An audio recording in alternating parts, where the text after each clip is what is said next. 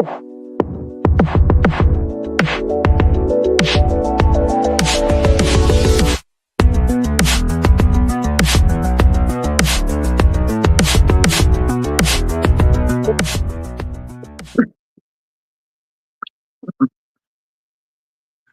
salutations, and other big words. My name's Ethan. My handle is Wrangler.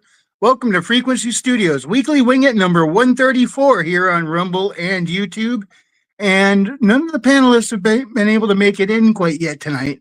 So I figured I would just do what I claim to do best, but I'm really not that great at. And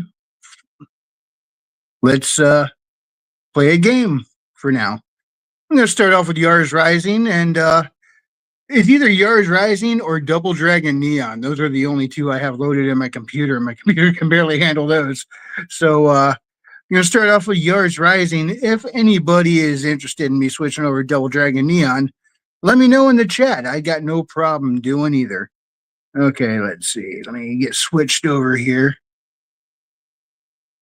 And I'm going to have to monitor the chat from my phone because I got to have it on both things here. Unfortunately, I can't have any volume on this or else I haven't figured out how to properly set up yet, and I will end up with a massive feedback loop, and you guys will be mad at me, and rightly so.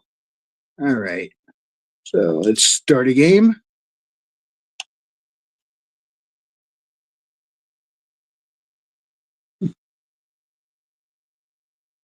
All right, it's getting ready.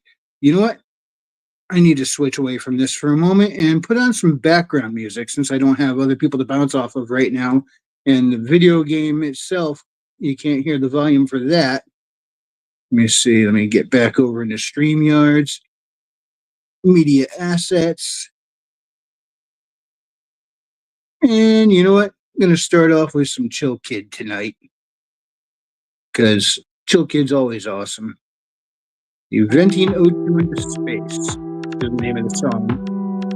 You'll find a link to his Bandcamp in the description. You probably want to bring that down a bit.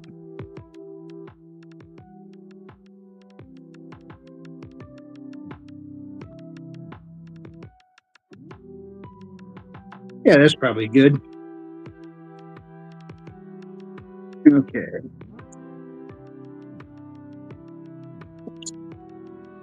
It's been a little while since I played it, so I gotta remember where I was. Okay, yep, going. Trying to get up to this spot here, I think.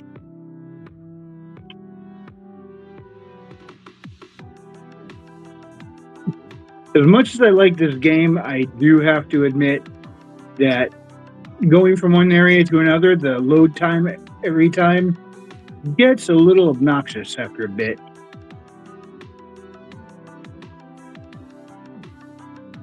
Hopefully this isn't chugging too bad.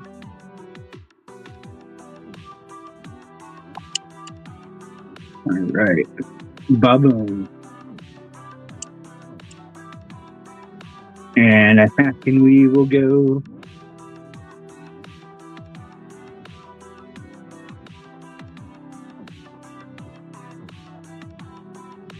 Herman P. Hunter, the Lore Forge, has joined us.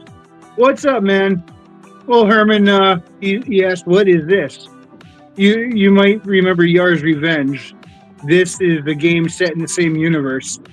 Sorry, it's a little chuggy on screen here. I'm operating off a weak Wi-Fi with a computer that can barely keep up. But it's good to see you, Herman. Buy his book. His book is also linked in the description. Okay.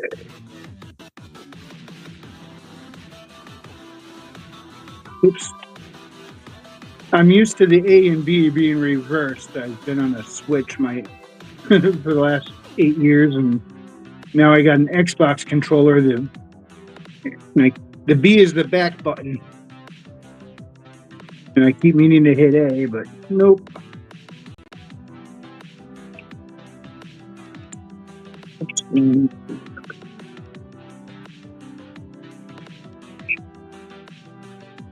Welcome, Herman. What's going on, man?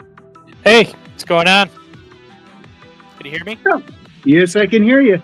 Is the music too loud? I could turn it down if it is. You're probably going to need to turn it down whatever. Gotcha. And Smudge. smudgy smidge. Yeah.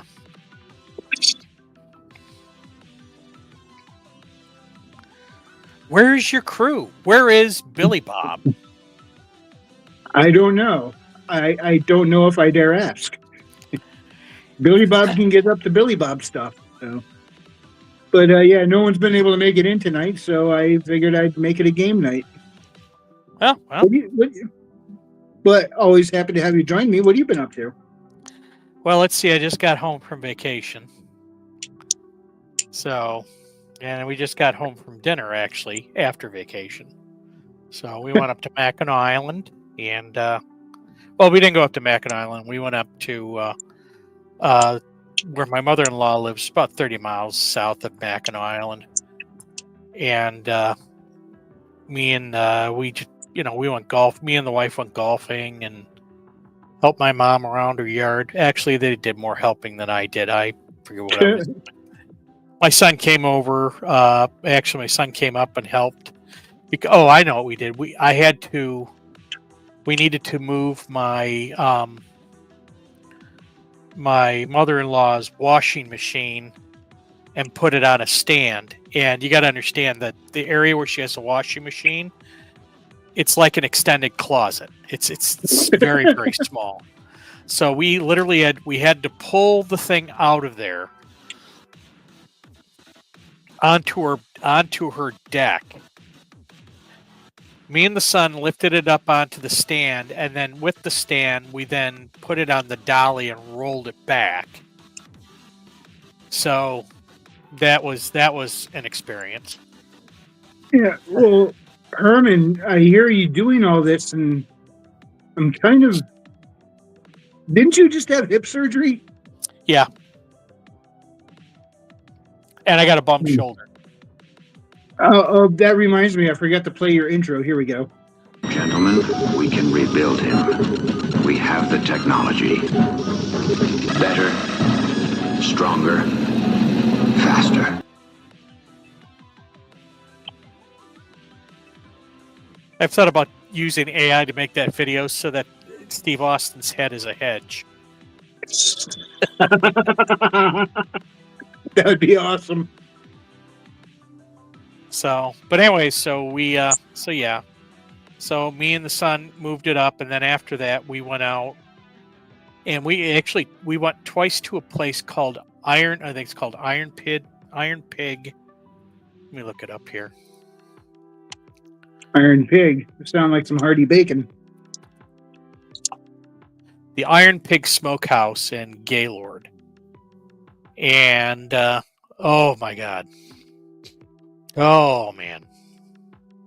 They have some very good food there.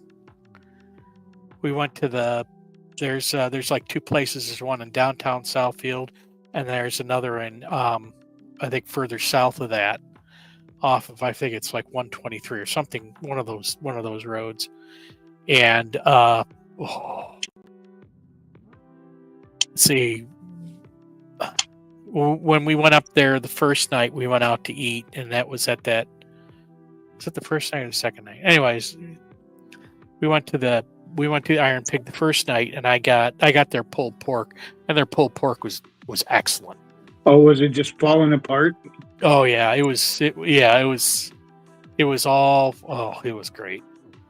And I forget what my wife got, but she loved hers. And the mother-in-law, yeah, my wife got some. She got it was a short rib. It was like a smoked Asian short rib. Yeah. And that was really good too. And I forget what my mother-in-law had, but she really liked hers. And then me and the wife, I think, went golfing the next day.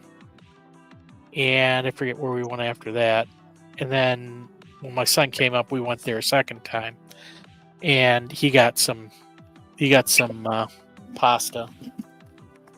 And I got me and the wife, I remember the wife saw a thing on their, like on their specials board, it said it was like 5 o'clock smoked prime rib on Saturday. So Oh, we made yeah? sure we were there at exactly 5 o'clock, and we had smoked prime. That was really good. That sounds it. Yeah, I'll bet you they got some killer bacon. they probably do. I never got that far. It sounds understandable. I mean, from what you're describing, you could probably get real full before you ever get close to it. Oh yeah. So anyway, so that was that was night, and then I think yesterday we went to Mackinac Island, which is it's the one place in Michigan where you can't have motored transportation. So that means no mopeds, no motorcycles, nothing. It's all horse and buggy. Huh. It's the site of a very old fort, the one that the U.S.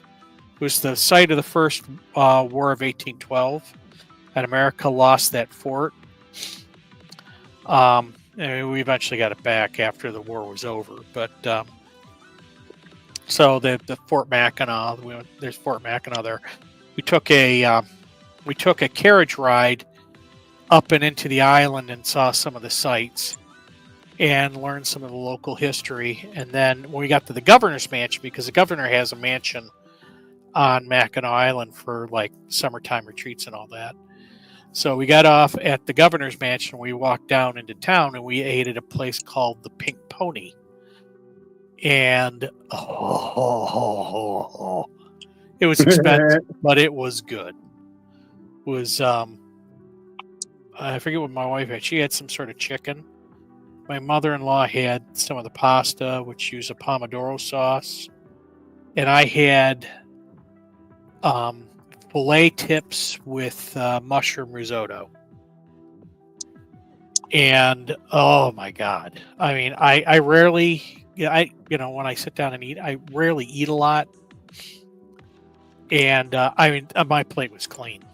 It was as clean as I've ever had it. And I felt so miserable afterwards. It was so good. Yeah, you're setting my mind. And one time at the construction site, we all went to a Chinese buffet for. Oh God! And get in the door. She didn't get in the door. Okay, take the lasers. Fine. Just tank them. It's fine. I almost got no energy left, but it's fine. Yeah, we after lunch, we had to call it a day. Nobody could work. Yeah. I think it was the only time that ever happened. It was like it was so good. We overstuffed and we just couldn't do squat afterwards. I had a few of those times. There's a place, one job I had in Brighton, Michigan, and they used to have like this cheap Chinese buffet, and we get there and like everybody was like zoning out at work after that. But the funny karma is real. Yeah, but after we went to that, we kind of walked around and did some shopping, and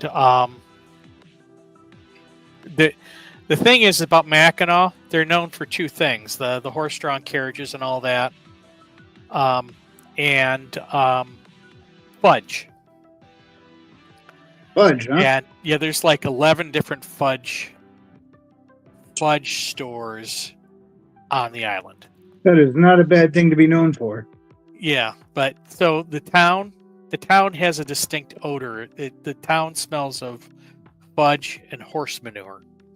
Oh, that's an uncomfortable combination to the nose. It's just not as uncomfortable as you'd think. So, yeah. So, but I mean, it was, it's one of those things where we haven't done it in a long time, so we just went up there. You have to take a ferry to get to the island. And so, we took the ferry there and took the ferry back. It's about 15, 20 minutes, I think, on the ferry. And they're high-speed ferries, and they're running like every 30 minutes. It's really wild. So. Yeah, I've never been on one of them, which is odd. I mean, I live I live in New England. I've been on the Sound many times between Connecticut and New York. Mm-hmm. Never took the ferry across. That I remember anyway. I mean, when I was a kid, but Yeah. Well, these are I forget what they're called. They're called hydroplanes. I don't think that's the right term for them though. But they move at a very fast clip. And what also is interesting is that lane that they cross is actually a lane for high tonnage shipping. So, you get a lot of freighters that go through there and cross underneath the Mackinac Bridge. So you get to see freighters and stuff on the water, which is, nothing new for me, but yeah, so we did that yesterday and then we came back today. So here I am. It's a 4-hour drive. Welcome back. Are you relaxed or just exhausted from the trip, or both? We just went to Olive Garden, so I'm full. I can't believe they all ditched you. Sometimes you can't make it. It's not like I'm paying them to be here. They should do it for the cause. Well, I'll run it by him and see what they say. Oh, King Bawb says he'll be in here in a bit. Yeah. Hail King Bawb. Yeah, he's been hanging out on he's been hanging out on Mike S. Miller streams. Yeah, I've seen. I haven't been on Mike's streams lately, but I've seen him in the Discord, and he's been in the Cross Examinations channel quite a bit. So, and then the weekend prior to that, I don't know whether I told you, I went to Writers Cantina in Utah. So this is a get together where a lot of the writers we all know and love attend. Larry Correia, the guys from the dojo, like Rick Cutler. I think Brad Torgensen is there, and a bunch of other guys. And so, I mean, I got to meet a lot of people in the writing group that I'm in, which is the Writer Dojo. Oh, nice. Yeah. So I sat I next. am still yet to meet up in person with anybody from the Iron Age. Yeah. I know a bunch of you guys have met in person, but I'm just kind of a homebody, and traveling is expensive. Yes, it was very expensive, and I don't think I'll be doing that very often. So I mean, I met a lot of people there and met up. We had. Matter of fact, there's a funny thing is, some of the people who go to BaseCon also go there, or also went there. So I'll be seeing some of these people when they come to BaseCon again. Oh, cool. Oh, I know why nobody's on. Royce is on. Oh, yeah, I was watching his show before I popped off to prep for this one. He chose him over you. Well, if it wasn't for him, I wouldn't know any of you guys. That's true. So anyway, I got. Hang on, let me drop this down here. So anyway, at the Writers Cantina, it was funny. They have a table. They actually had 3 tables, and it's like leave one, take one, where you can, leave paperbacks and take paperbacks. So I left 3 copies of The Revenant and the Tomb. Yeah, cool. And out there, and I took one up. I forget what it was. It was by the guy who does the Elric stories. And I'm drawing a blank on his name. Yeah. Anyways, so I it was a nice, and I found out that David West picked up my book, and then he asked me to sign it for him. So, Awesome. but here's the thing: I put those down before I went into like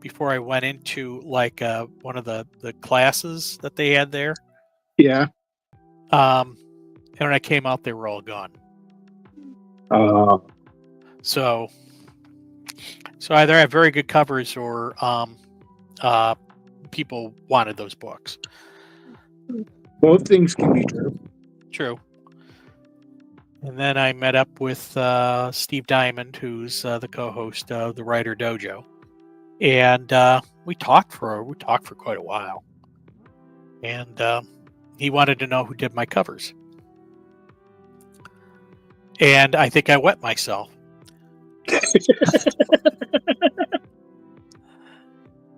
So I gave him the info. Hopefully someone will be getting some business. Nice. But apparently my covers my covers got some attention. Well, I got a phone call from a scammer saying that they were interested in helping me market my book. Did you see that? Or there's that. Did you see that thing that I posted on X? Where I had this guy in chat. Yeah. And I found it. They had this guy in chat, and we must have gone back, like, we must have been chatting for like 3 days, and I knew this guy was a scammer. Yeah, in my DMs on Twitter, I knew this guy was a scammer because I've had these so many times before. So then I asked him, or whatever it is, what my favorite part of my book was. So they respond to something, and in there it says something like, "That's fascinating. It definitely shows that the world was fully formed. The layers felt so lived in and real." He's not answering my question. As for my favorite part, I'd say, and it has bracket, insert a specific moment or theme that you enjoyed, e.g., the reveal. Oh, wow. It's like you're not even trying now. Come on. Yeah. You're going to scam me. Do it right. It's like low effort scamming here. So I knew what this was. So I'm sitting there going, okay, I'll just entertain myself with this guy. How long did you drag this out? Oh, about 3 days.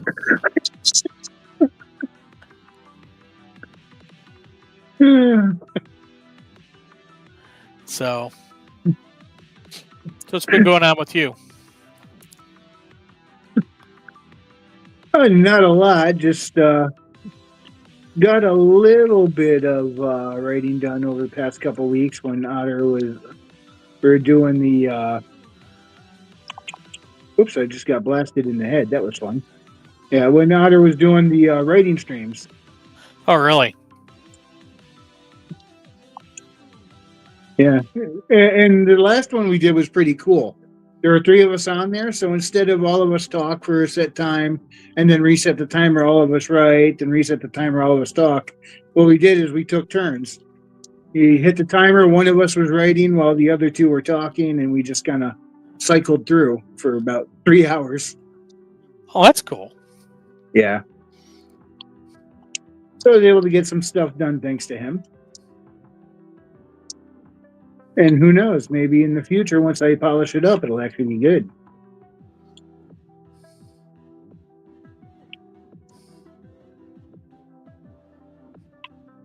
Yeah. So how do you like the difference between your first draft and final draft when you do a book? I don't know. Like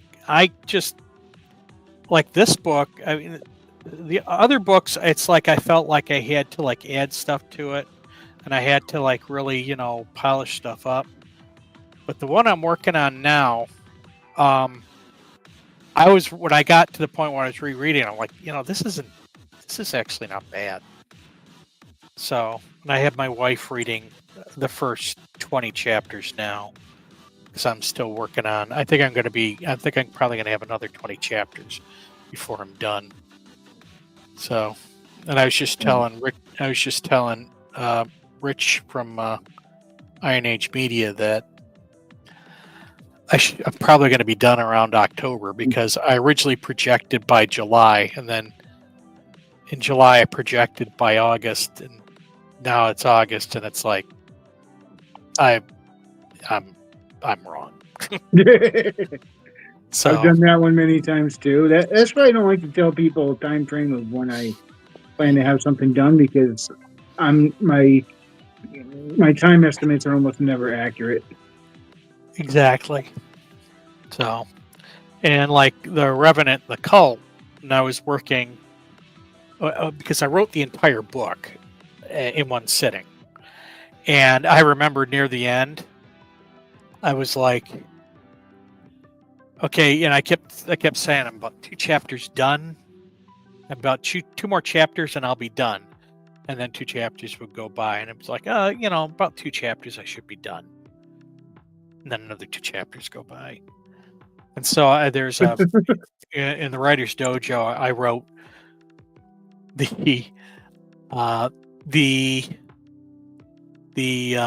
I have a light now that says something like 2 more chapters and I'll be done, and that was like 10 chapters ago. And then I had finally finished with something, and I needed to go revise and add something, and it turned, and I had to.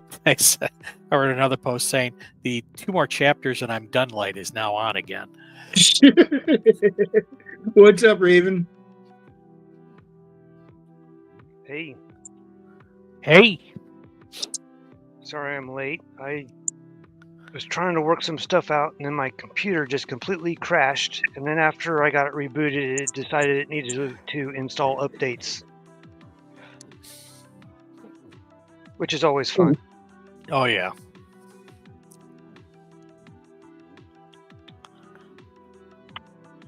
Oh, I never went down there. Yeah, Frederick might be in later. He had to co-host on another stream tonight, but he's over on Omer Glitz's stream. I don't know if you guys know him. I think Raven, you're probably a little more aware of him, right? Not by that name. He's a pretty cool dude, but Frederick's helping him out over on his stream tonight, and he said he might be in when that one's done, and Omer himself might stop in with him. So I'm sorry. He's the guy that showed up last week, right? I think he did. Yeah. Okay. I'm sorry. I misheard you. And It's yeah.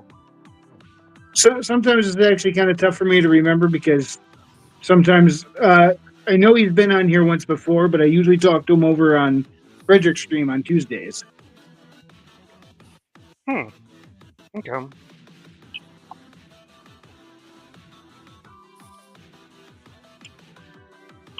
The dude is a riot. So Herman's almost done with the next book. Is that what I was hearing? No, no, you heard very, very wrong. Okay. You must have heard 2 months from done, or 2 chapters from done. That's where he is at all times. At all times, yes. Oh, okay.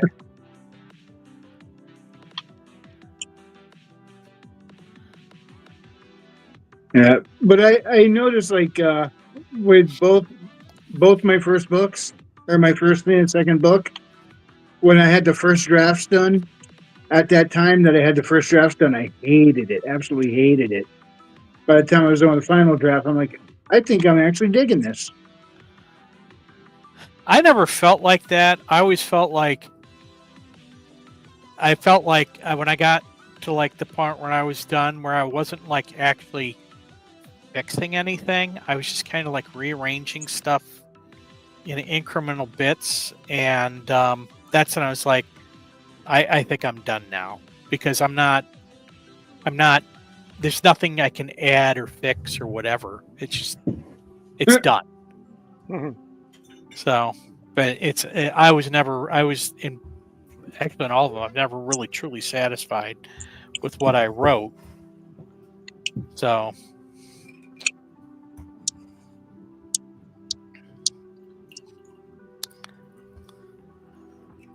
and King Bob's on. King Bobb. King Bob. What's up, guys? Hi, guys. So what's up, man? What are you doing? Who, me? Yeah, you. I am destroying the Kotile goons. I mean, goons with the 80s definition, not the modern day 2025 definition. Nice. A little Oop. impressive you Okay, can scream and do that at the This same might get a time. little hairy here. Might get both hairy and goony. Uh,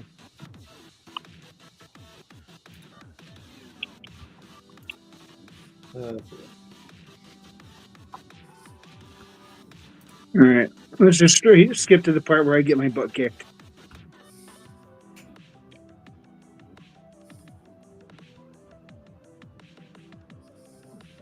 I like the animation style.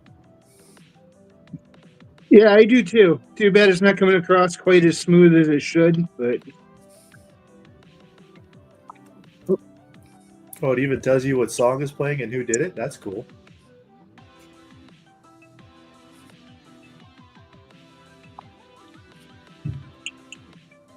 Oh yeah, I was going to move my microphone.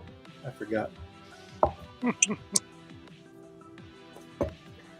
Since I'm actually using my microphone and not my headphone microphone thingy.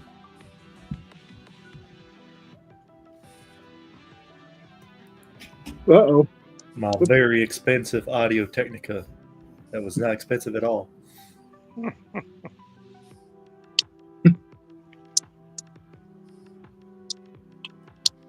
Good.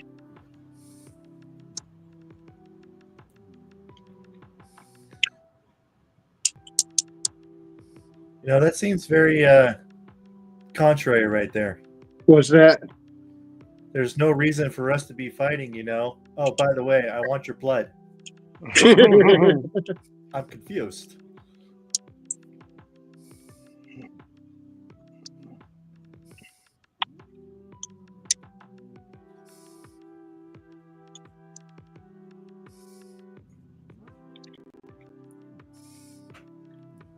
And then Raven's over there doing what? Minecraft? Yep. You should see, he's got the coolest things built up on his Minecraft. It's like he's got resources being automated. Partially automated. So over there is my villager city with the top part that's stone is where the iron golems spawn, and the villagers live in the bottom section of the top area. And the yellow over there, or orange or whatever, is lava. And so there's water that pushes the iron golems into the lava. They burn and die, and then I have infinite iron. In fact, I'm going to, let me skip away from this window here.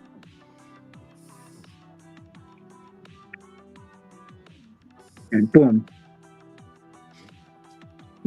Yeah, if you don't mind me putting you on the spot, let's get the tour of your Minecraft world. Oh, okay. Let me finish loading these up. Yeah, I mean, if you're in mid-project, finish that, but I'm sure there's all sorts of things that can be done with this. I'm not familiar.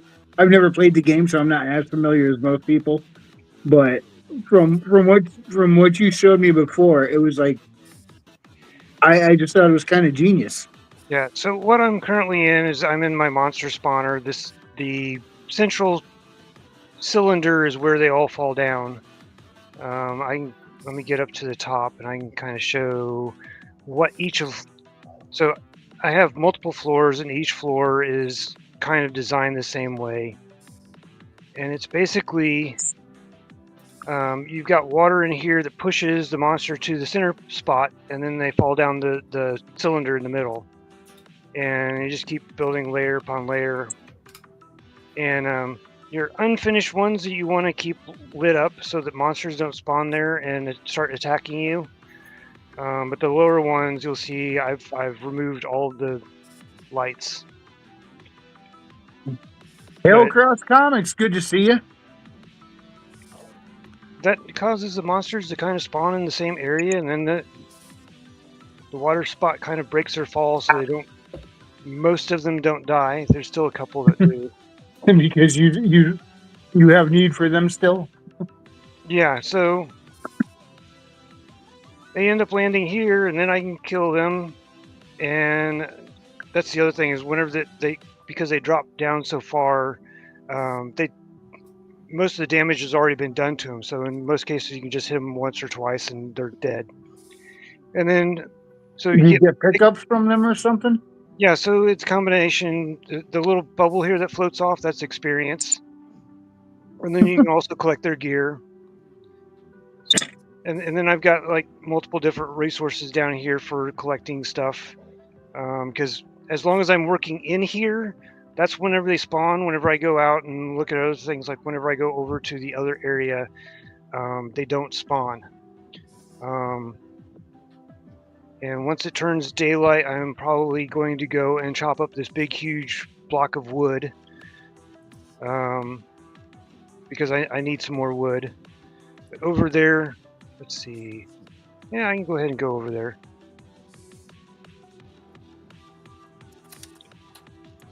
And part of the reason for this large distance between the two is if I have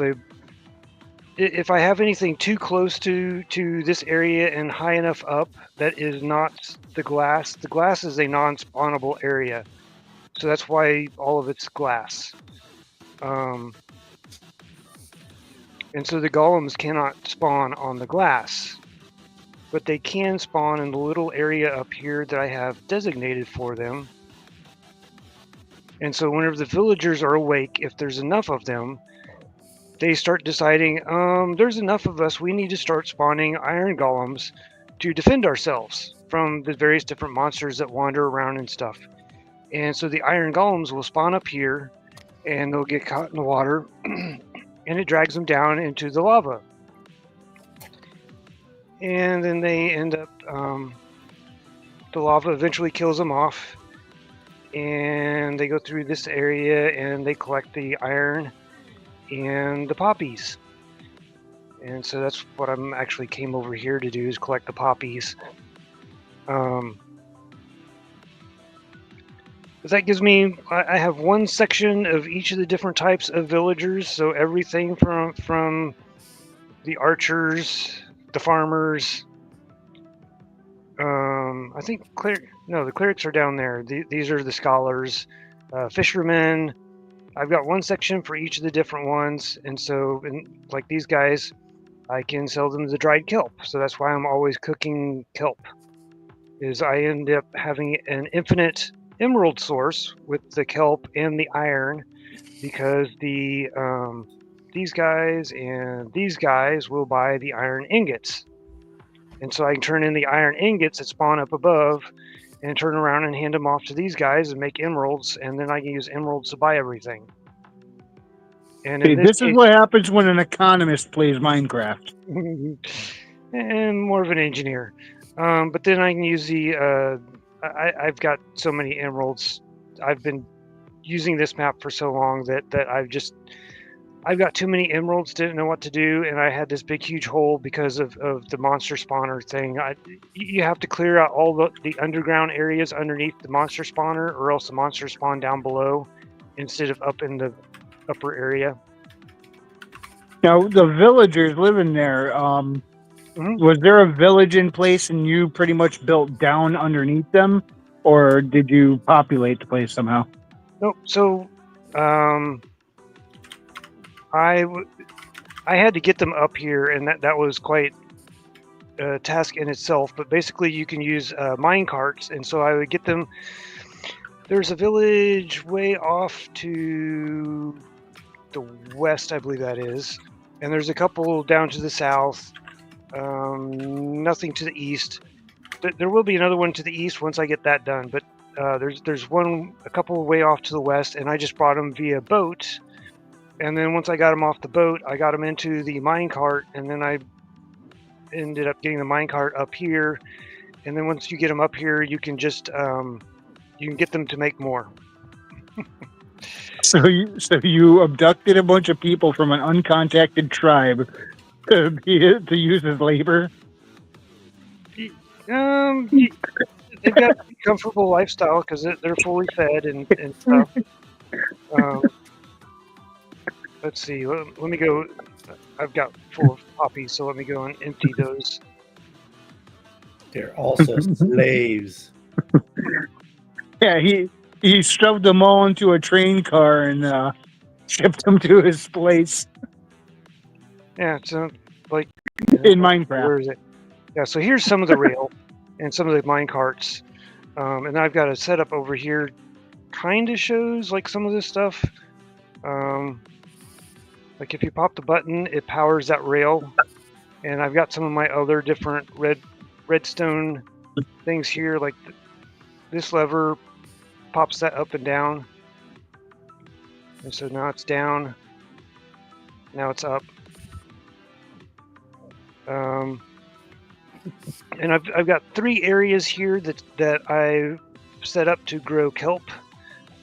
They're sectioned off so I can farm one section and not have to deal with very many dolphins, or if the dolphins do come, they're kind of stuck in the one area. So this is one kelp farm here. This is another kelp farm over here. And then there's another kelp farm around the corner here. There's a dolphin, 2 of them. And there's another large kelp farm over here, and this is at the edge of the jungle. In the event of the apocalypse, I'm going to crash at Raven's place.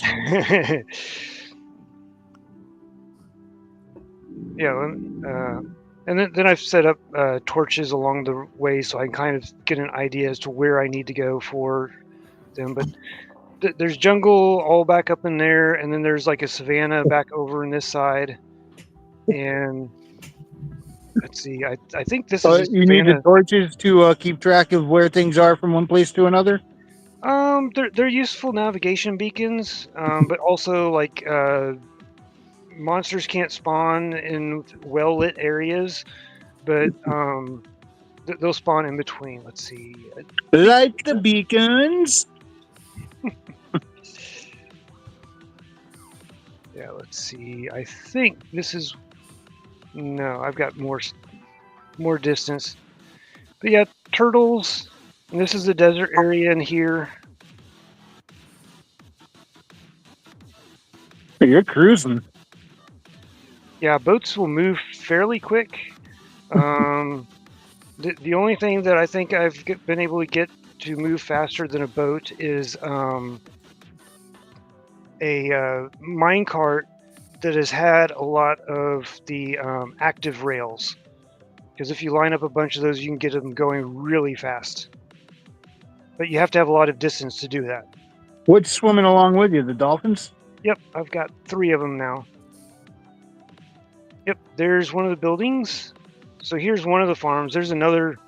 Oh, there's my island that I used to help me in getting stuff out. But here is one of the villages. You can see some of the huts and stuff. And like I only pulled 2 of the people out of here and made sure that they repopulated. The only issue is if oh, there's a villager. So there should be some more. The ones I hate is whenever they spawn up there and then they decide to jump off the side of the cliff and die.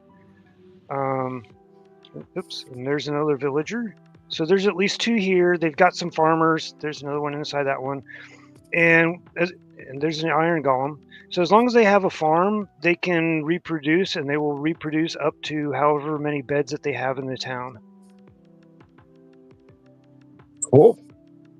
Now, in this game, if you keep going and going, do you eventually come back around to where you started, or is there an edge to the world?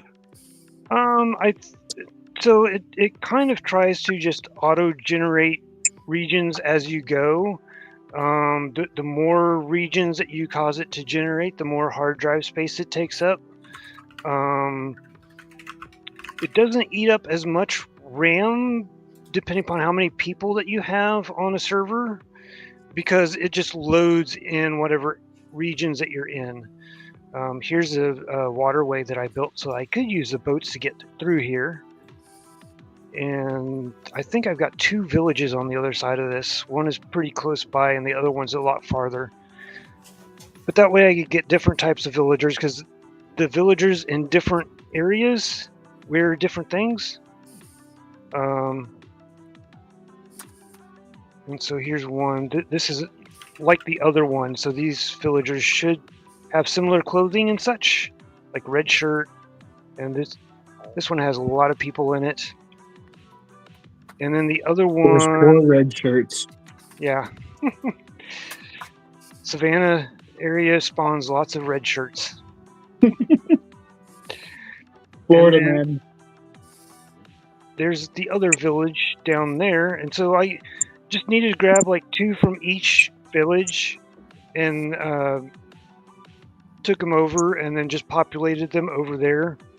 And then once I populated them over there, the only problem is populating them in a particular town. They end up with whatever clothing that region has. And so the ones that I spawned did not have the same style of clothing that they originally had, unfortunately. Yeah. I always get a kick out of like when I would watch Otter play, he would go and take the wood from a tree trunk, but the leaves and the crown of the tree are just floating in the air there. And like, what about gravity? Yeah, I guess that cat followed me. Yeah. Gravity is not really a thing in Minecraft. Except for the people walking around. Yeah, in certain blocks. There are certain blocks like gravel and sand where if you take out a block underneath them, it will just drop all the way. And so you have to be real careful around those 2 type of blocks. They don't. Oh, do they do damage if they fall on you? Yes.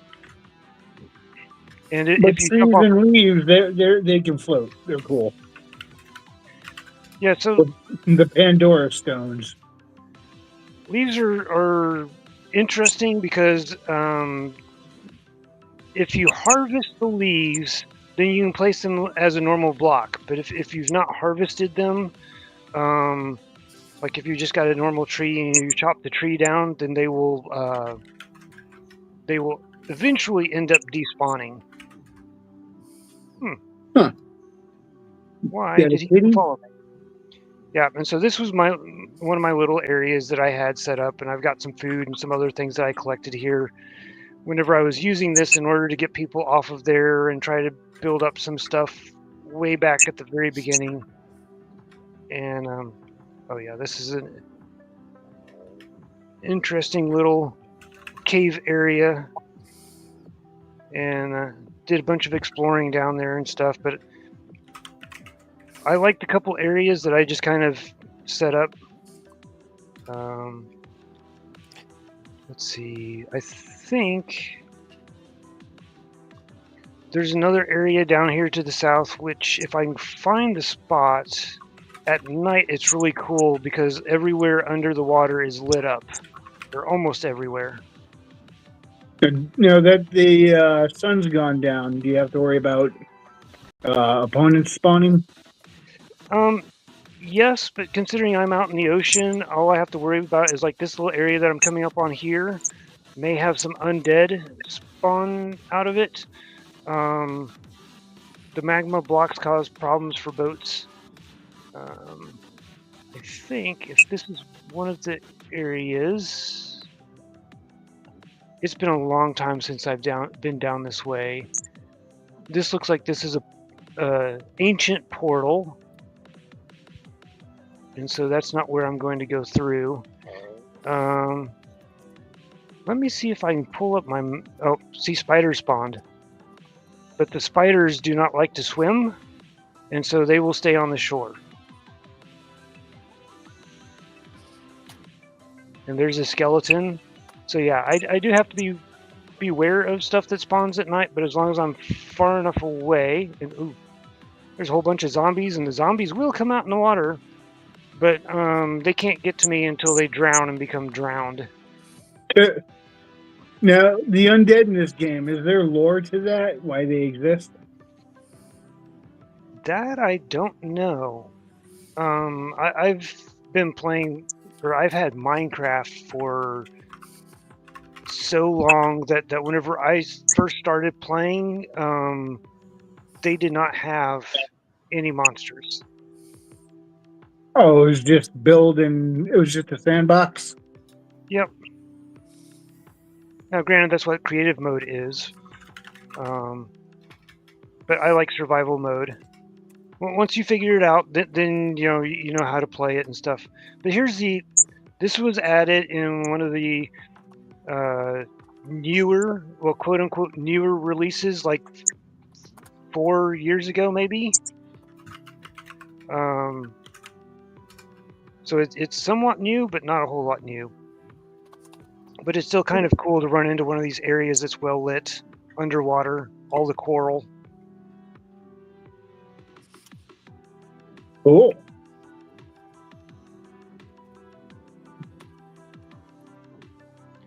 What do you think, guys? The rest of you have much experience with Minecraft? Not I. I plead the fifth.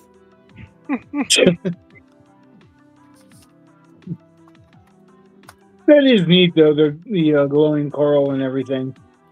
This game, how long has it been built up? Over how many years? I don't know, probably at least 10. Yeah, so is there always like bits of new stuff getting added in, or? Yeah, I don't know what the newest stuff is, because when Microsoft decided to add in the listening stuff, so that that they were monitoring your servers for bad thought, I decided, okay, I am not going to upgrade to that version. I'm going to stay at the previous version, and I haven't updated since then. Yeah, I wish I had that option on my Switch. I don't. There are times I turn it on, I go to watch YouTube, and it says a new update is ready to install. Do you want to install now? And I hit no, and then it kicks me back to normal. So then I try and open YouTube, and it says a new update. I was like, oh, you can't do anything until you get the update. I'm like, but I don't want to agree to any more new terms of service. Every time you change them, they get worse. Yeah. Yeah, but they kind of have to do that, and I'm sure Raven would tell you that. Yeah, but they've been kind of draconian lately. Well, I mean, from a programming point of view. Actually, Herman could probably tell you that too. Because you're giving, if you don't update with the latest software, you're giving people a backdoor into your stuff. Yeah, sometimes. I mean, Yeah.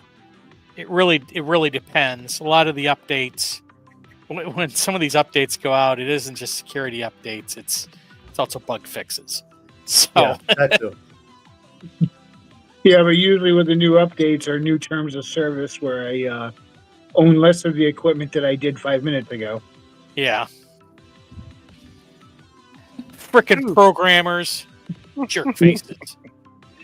I just got a notification that a trident ended up flying past me. It wasn't me. Yeah, so that is something that you do have to watch out. Like one of the undead that's down below, sometimes they spawn with the trident, and they will throw those tridents at you, and those can get dangerous because they do a lot of damage unless you've got a lot of armor. But this river goes back to where the original spawn point was. And there's one of those ancient buildings back here. Oh, yeah, lava.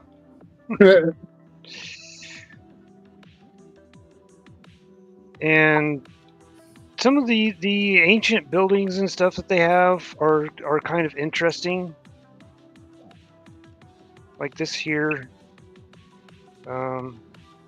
I'm not going to go into it just because it's still night and stuff may have spawned, but it's got a doorway, and then you can go in, and it's got multiple different levels to it, and it's got So sometimes it's a they have dungeon crawl. a little bit of a dungeon crawl, but not too large of a one. That's a kind of a small building. The one in the desert that's like an ancient Egyptian pyramid type thing, that's a bit cooler, and that has a lot more stuff. The problem is you have to make sure that you don't trigger a particular switch, or else you set off dynamite and blow yourself up. Oh, yeah. You don't want always, to step on that. that's always a fun joke to play on a person that has never played Minecraft, or if they have, they've never been into one of those, and they, hey, let's run around here, yeah, and then follow me down here. And then you miss the trap and run out of the building, and they don't realize that they have to miss that trap, and they run right into it, and then boom. How's it going, Christy? Good to see you.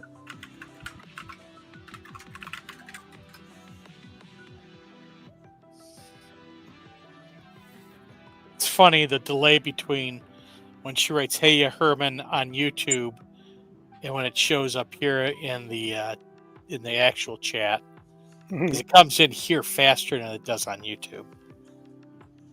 Yeah. You know, the thing we're streaming to. Oh, yeah. Yeah. Speaking of which, we also streamed to Rumble. It would be really nice with all the price bumps that StreamYard has done that they would give me the option to see the Rumble chat in the aggregate chat, but no, it doesn't let me. I got to go over to Rumble and look directly at the page. There has to be a way to do that, because when I'm on Banana's streams, when he's doing his development streams, all the chats go in there. Like, it doesn't matter if it's YouTube, Rumble, or whatever his other little Patreon thing is. Like, he's talking to people, and I'm like, I'm not seeing any of these chats. I don't know where they're coming from. Yeah, I guess X a lot of the time. There, I just tried to click on my own Rumble stream with my own account, and I'm sitting through an ad. So here's where the Emerald Castle is going to go once I get everything done over here, and I'm going to set up another village over here. Eventually, the sun's rising. How long is the day-night cycle in this game? Was it about 20 minutes? I'm not really sure, but that probably sounds about right, maybe?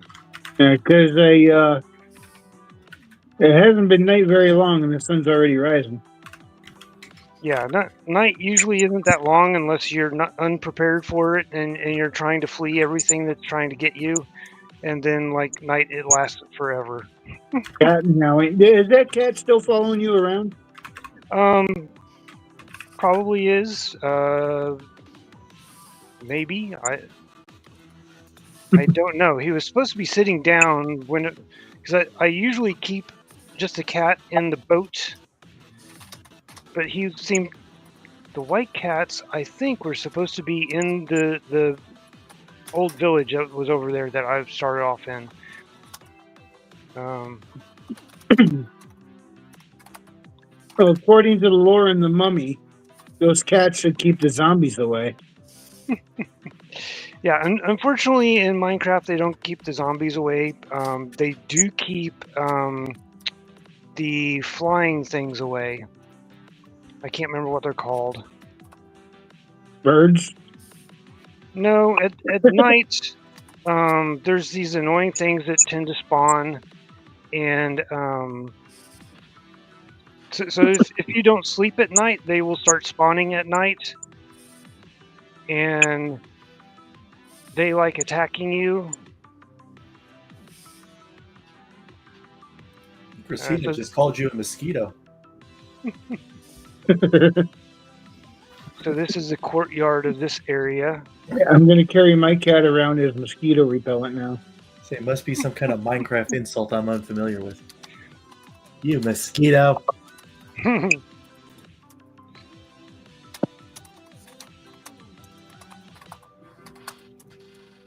Light the beacons.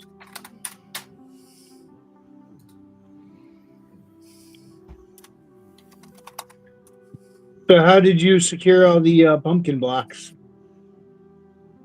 All of the what? Pumpkin blocks. The pumpkin ones? Yeah. Just over time, been growing them. I've got the initial place that I started off at the other place, and then I just grew it larger, and then I ended up growing the new area in the monster spawner has like an even larger farm, or I guess technically it's 3 little batch areas, and those 3 little batch areas all together have more than just one of the places. What's the advantage of having a pumpkin block? So it's not just the pumpkin. These particular ones are actually a light source. So you take a torch and then you take the pumpkin, you carve the pumpkin, and then you put the torch inside the pumpkin, and it becomes a nice light source. And that light source will even work underwater. So if you try to put a torch underwater, the torch, of course, gets knocked out. But if you put it inside of a pumpkin or the carved pumpkin, then it stays. For how long before you have to replace the torch? Actually, they're infinite. They're just light Nice. source. And so there's one of the other castle endpoints. I'm hoping to have a town all through this area, all the way over to this area. Too bad the real world doesn't work like Minecraft. We got a power outage. Somebody bring me a pumpkin and a torch. Yep. Sure it does. It's called a sun. Excuse me, do you have a pumpkin and a candle? Thanks. But if I have monsters try to get into the town at night, they can land in here, and this is lava. Or not lava, but magma. And so the magma will do damage, and that's the way to kill monsters without touching them. Now, do you keep getting experience for it even though you're not present? So a lot of times where the monsters die and you're not around, the experience just disappears. Like with the monster spawner, if they fall all that distance and then die, then you just get whatever the items spawn off of them. You don't get any experience. So Yeah, you actually that have would have been some kind of work. cool if you found a way to get passive experience and continuously. Well, the other thing is, like, normally, like, whenever you use one of the ovens to cook something and then you manually pull the thing out yourself, you get experience for doing that. But with most of the setups that I have where it has the all the automation around it, I don't get any experience from that. I wonder what your level would be if you did. Well, my bigger problem is I usually end up in the things where I end up dying, and so I've lost I have lost so much experience. Plus, the other issue is whenever you take 2 magical items and you fix them, because like all your tools and stuff wear out over time, and so general like normal stone or iron stuff, well, wood as well, wood, stone, iron, you don't need to repair those. But for the magical ones, let's see, do I have something where I can I can only stick them in and show, possibly. So this is repair and name, and if these 2 will work, yeah, so enchantment costs 9, so that basically removes 9 experience levels in order to fix these 2 items together, and then it ends up getting both magical abilities off of both of them. Cool.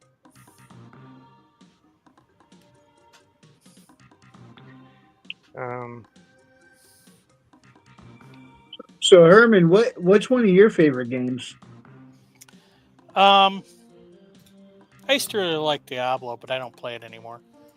The one I do play is DDO Online. So Diablo was fun. I've played DDO. I enjoyed it when I played it because I had a couple of friends I played it with. I used to also like Warcraft. Not Warcraft, not WoW, but just, the one where they did, like, what is it? The peasants, where you had to build up like your town and defend stuff. Like, I used to really enjoy doing that. Yeah, the RTS. Yeah. What's up, Frederick? Hey, how's it going, everybody? Oh, it's about Hey. time you showed up. Wrangler was Yeah. crying all this time. I know that's why I did it. It's very sad. Yeah. I was co-hosting with Omerglitch on because he's got a Monday Draw channel, and his co-host is doing something stupid like going to work or something. So Excuse me, I'll be right back. I'm hearing some odd noises outside. I got to make sure nothing's bad going on. and that was the last time we heard of Wrangler. It's that weird ball that they're saying is coming from New York. There's a ball coming from New York. Oh, did you not see that on the news? No, is it like a UFO thing or? I don't know what it is. The That's why meteor it's in the from news. space. It could be. They just said it's a weird looking ball-like shape and it's floating towards New York. Huh. That was basically the article. It took them like 10 paragraphs to say that, but that was the article. When you say meteor, like meteor than what? It's No, like a meteor in space, a piece of rock flying through space. I don't know. Sounds dubious. Well, there is one flying through space, and some scientist said he thought it could be an alien spacecraft or, Yeah, I saw or that like one an too. alien probe or something. And it's Are you like, talking about a Muamua? I don't know. It's some new thing. Well, that was a couple years ago. The Oumuamua. It was an elongated asteroid that entered from outside the solar system, slingshot around the sun, and then left. No, And this is new. I guess that confused people because they're all like, they shouldn't have been able to do what it did on one hand. And even the Electric Universe crowd was confused because they were expecting it to end up with a cometary display from the charge differences that was outside the solar system, but they never saw any. Yeah, this is kind of sort of the same thing in that this is doing like weird things that they don't know how it's doing the weird things. And so they think it may be like a space probe or something from some alien mothership or something. I don't know. I didn't It's understand either- all the insanity. Well, here's the problem. This is basically clickbait because this is exactly how this crap happens. One guy from Harvard wrote a research paper that says, hey, I think this might be an alien probe. And so the news reports, oh, by the way, there's an alien probe coming. Like, now there's one guy who said, yeah, you know what? This might be an alien probe, guys. I don't know. It might be. Suddenly, that's what the news is going to report it as, like, actual fact. These Yeah. people are idiots. We're not saying it's aliens, but it's Aliens. So send ICE to deport them. We have the same problem with the new. Well, I shouldn't say it's the exact same problem because a lot of people are actually kind of jumping on board.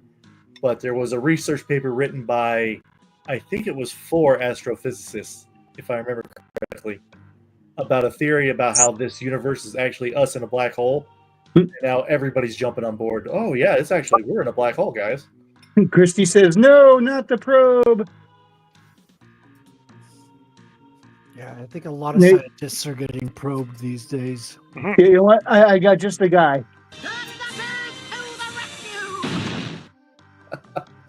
I love that cartoon.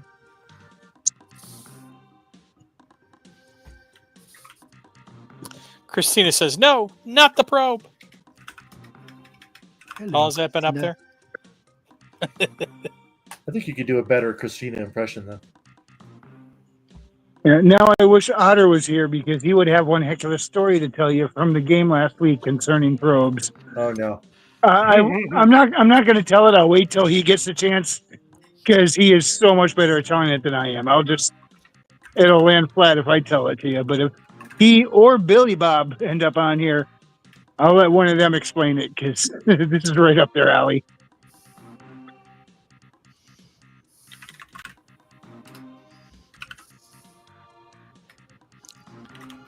Probe Alley. That would be my bowling alley name if I was going to do one. Welcome to Probe Alley.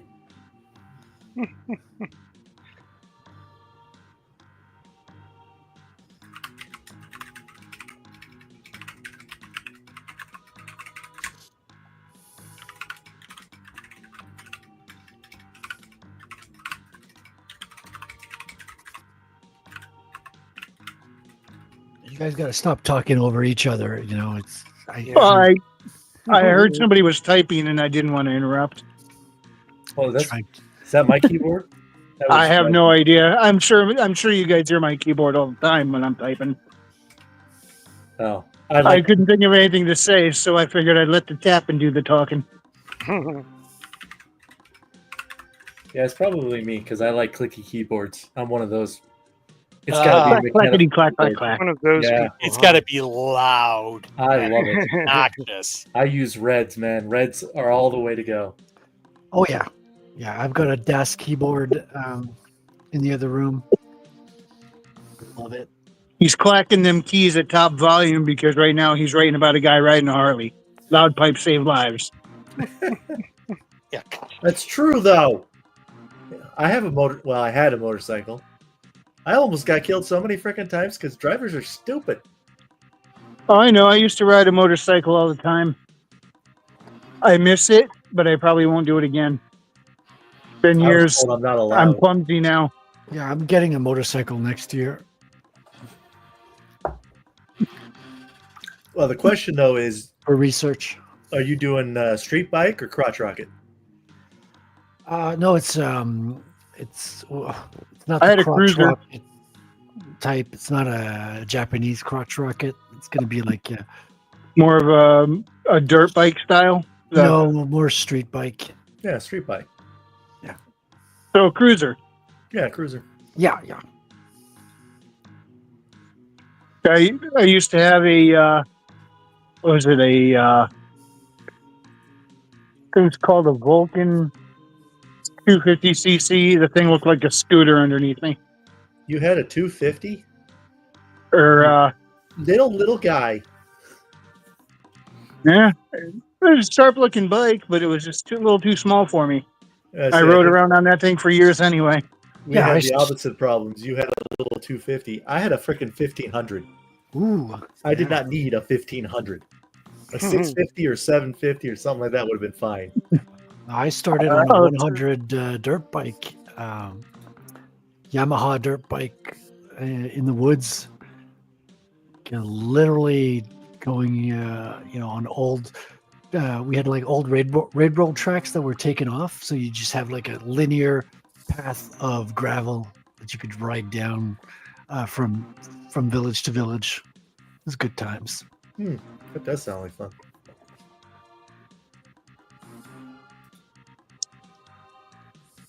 Hey, Tank Ferret's here. What's up, Tank Ferret? What's going on, Tank? Hey, Tank, how you doing, man? Says hail to all of you, magnificent bastards and bastards. Vestiges. Yes. That's. I think it's an Well, Egyptian goddess. you're French, so you're a bastiche. Isn't a Bastet like an Indian god, an Egyptian god or something? Bastet. Oh, bastet? Yeah, Yeah. isn't the cat-headed one? Yeah. Yeah. I only know this because Stigler made I me. think I've heard of bastet before. Research.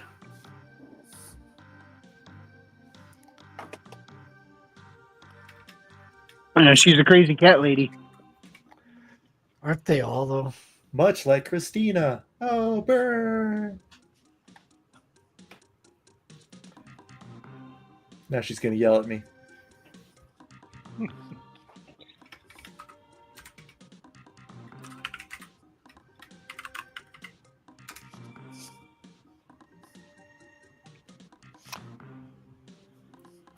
Well, this is weird. Silence?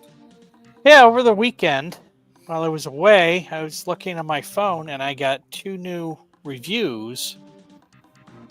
I think they were for Revenant and the Cult Part 1 and another one. And on Goodreads I had a total of 70. Yeah, I had a total of 79 reviews. Now I'm looking today, it's back to 77. And that's my fault. I wrote a really nasty review because someone didn't remind me that they were coming here and I could go see them. So I didn't get to go see them. your book sucks. Anyways. Yeah. He's a terrible person. And then I felt bad and deleted it. There's my character. I didn't draw it, but there's the character art for Bastet.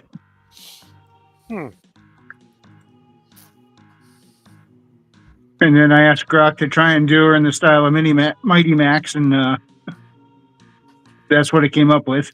There's just something a little wrong about that face. Yeah, it's Mean Girls Bastet. Right? Like, oh my god. Let's see. Where would I? Oh, there we go. Boom.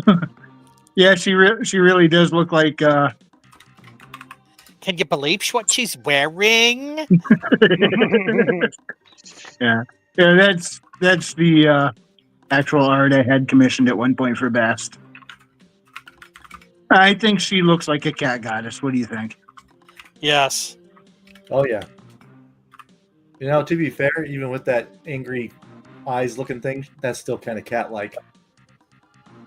Yeah, I mean, it didn't have the color. Her eye color is it's kind of a yellowish color. Her pupils with specks of green in it.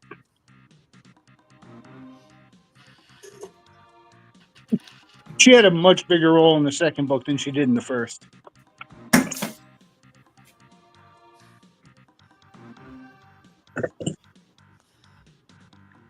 Trying to make her Asian now, Christina? You racist?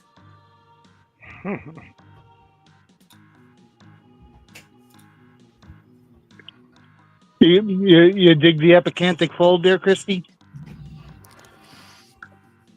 Do you know every human being, their eyes are like that? The epicanthic folds that the Asians have in their eyes, all humans had that, but they unfold before we're born.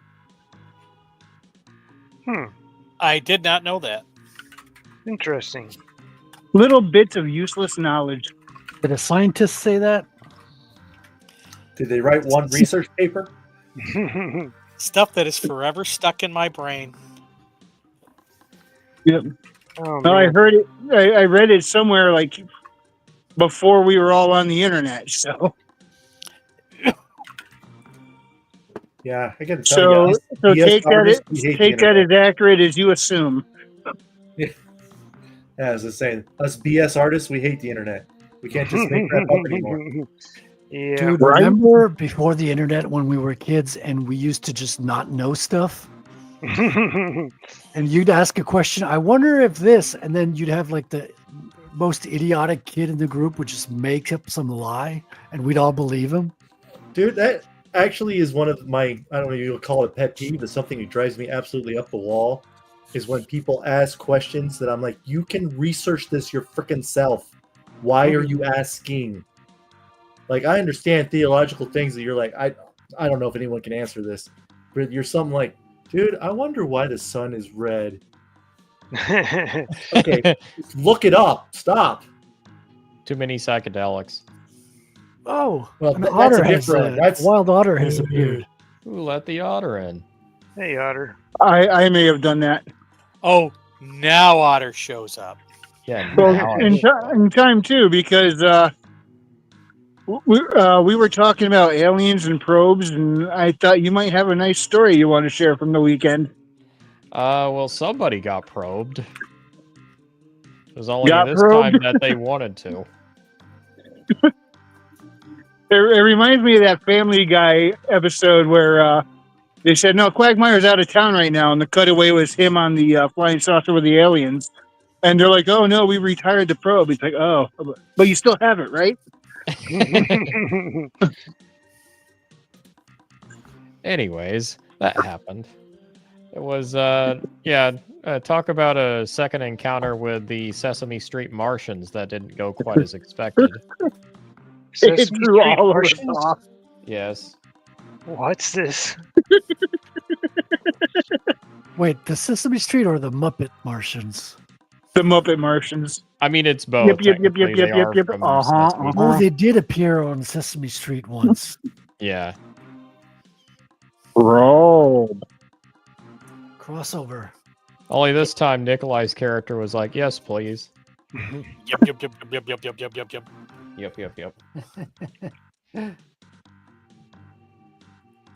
Yeah, it ended up, all of us who were playing were absolutely floored because none of us expected him to pull that off. I kept asking myself, I'm like, what's Nikolai up to? He's been wanting to have his character come back to these guys for a while now because she didn't necessarily do it before, and I'm like, oh, I get it now. I get it. Anyways, I've been converting to a new virtual tabletop. That's been fun. Oh, are we going to try that new setup? Yeah, and so that is going to be a thing after all, and so far I'm really liking it. Cool. I don't know if you guys can hear the cats yowling out here. Got 2 cats in a territory dispute. That's what I was hearing outside earlier, but Oh, fun. Awesome. You should mic them up. I didn't. Could you hear them at all? I didn't know if you could. Faintly. Who's winning? See, there's Gray. I don't know who he's arguing with. Oh, there's the black cat right next to him. Okay. Are you two still bickering? They've been at this for a couple years now, off and on. Every once in a while, they start yelling at each other.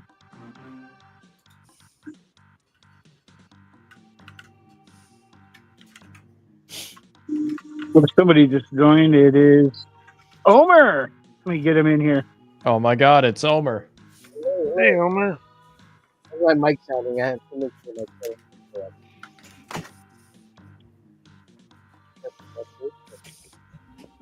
We're having trouble hearing you, Omer.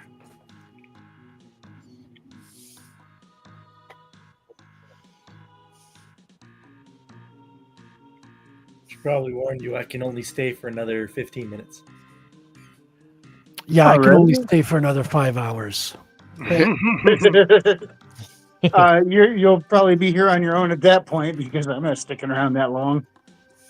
That's so sad. We got about a half hour left. And so, Homer, you said 15? No, I said 15. Oh, you said 15. I can stick around the whole time. Can you guys hear me? We can hear you now. Awesome. Sound good, What's up, man? How are y'all doing? Doing all right. What have you Working been on up to? Skeletor. Utterly fantastic. Who's Of course. playing Minecraft here? This is Raven. Raven. That's Raven. Hello, Raven. Only in Hello. Minecraft. Till we meet again, Minecraft.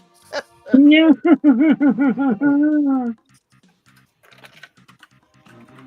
How's everybody doing tonight? Everybody having a good time? A Much very better good than I time. was today at work. Oh man. Well, that's not saying much. It's like saying water's wet. Yeah. What went on at work that sucked? So it was kind of funny because the place that I am at now, I didn't start at. I've been on the same project for a number of years, and it's gone through. Let's see, this is the third company that's owns the product, and so this latest company was not aware of this one particular product from like 2 companies ago, and it only services like a very few couple customers, and they found out about it over this weekend, and they're like, "Oh gosh, we need to find out all this information." So it was like everything that I was supposed to work on today went out the window, and I got pulled into meetings with CEO, various different other people and stuff, trying to go through and figure out, what exactly is this? How do we get into this? What does this do? This, that, and the other thing. It was like, yeah, this isn't doing what you think it's doing. So much fun. Yeah, that doesn't sound fun at all. Did you get it squared away and told him who was boss and that you knew everything about it and everything's good to go? Just give me a raise and it'll be fine. I'll take care of it. Yeah, well, I had to message the guy that originally wrote it, and he had no clue. He had completely forgotten about it.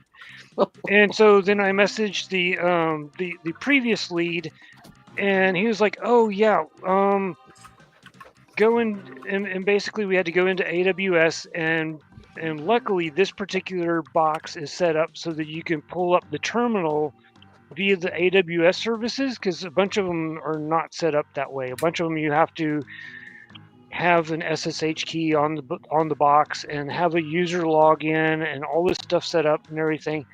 This particular one we got for security. Yeah. It sounds like I don't know why you wouldn't want an SSH to get into the AWS server. Well, so this particular one, So you guys were logging onto the Pentagon. Okay, I get it. It does, but like I haven't logged into the server in like 7 years. Wow. And so yeah, that was like the last time that any real code had been written for it. And so the previous lead, all he had done was like he had changed the README file, and he was the one where, let's see, we moved to this company not this past January, but the January before, or February. And so we had to move all of this stuff, and that was the last time that any of us had even touched it. Mm-hmm. And so yeah, I'm Hashtag me too.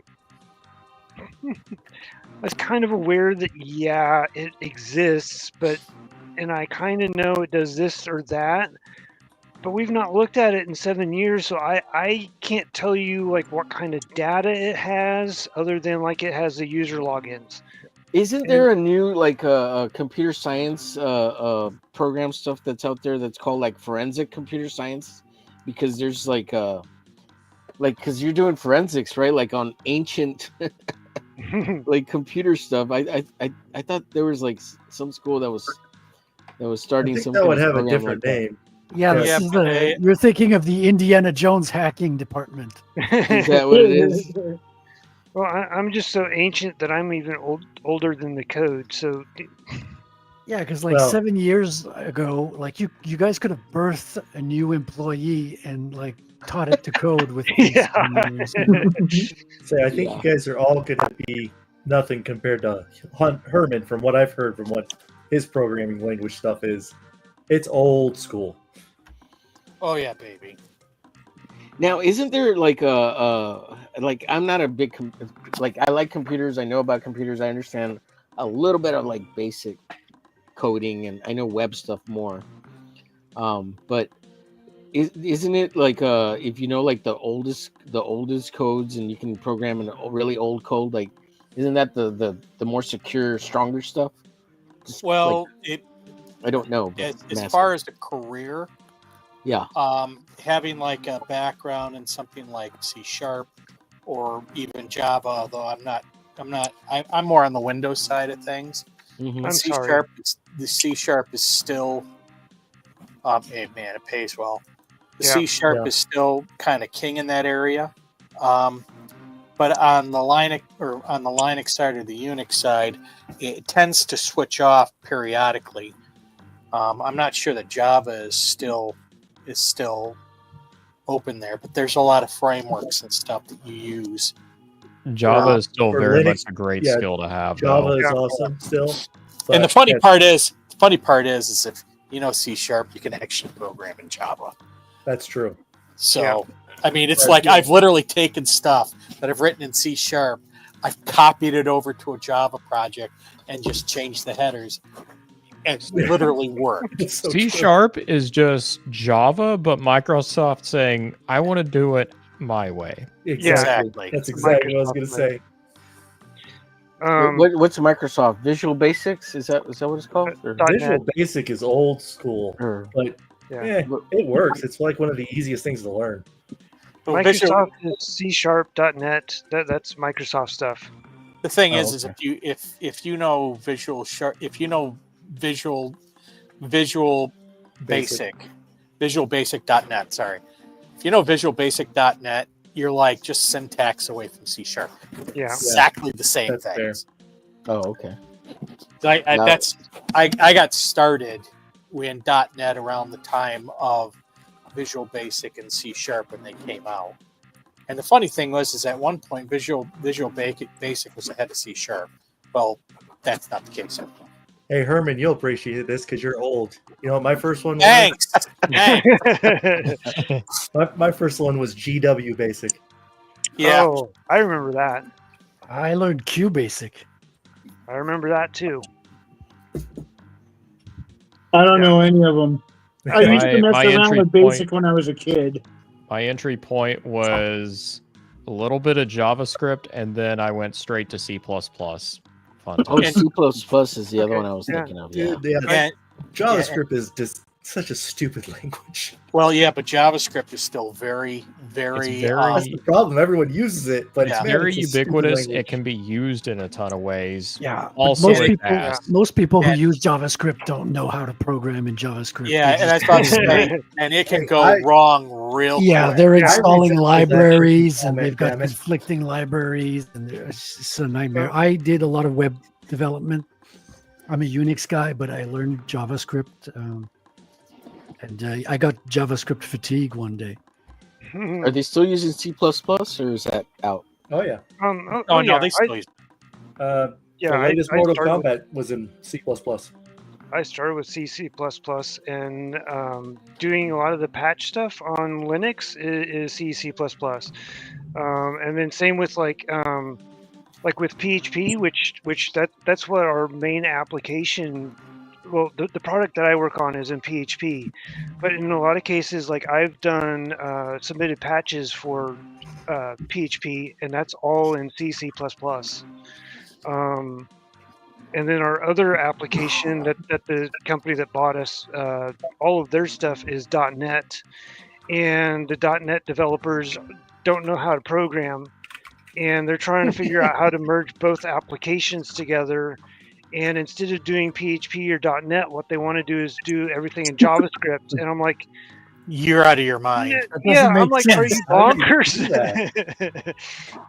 It's I mean, easy well- to write. It's terrible to maintain. Yeah, So you Well, can it's even it's do it's that, almost impossible to debug too. yeah. It's And the awful. security is non-existent. Exactly.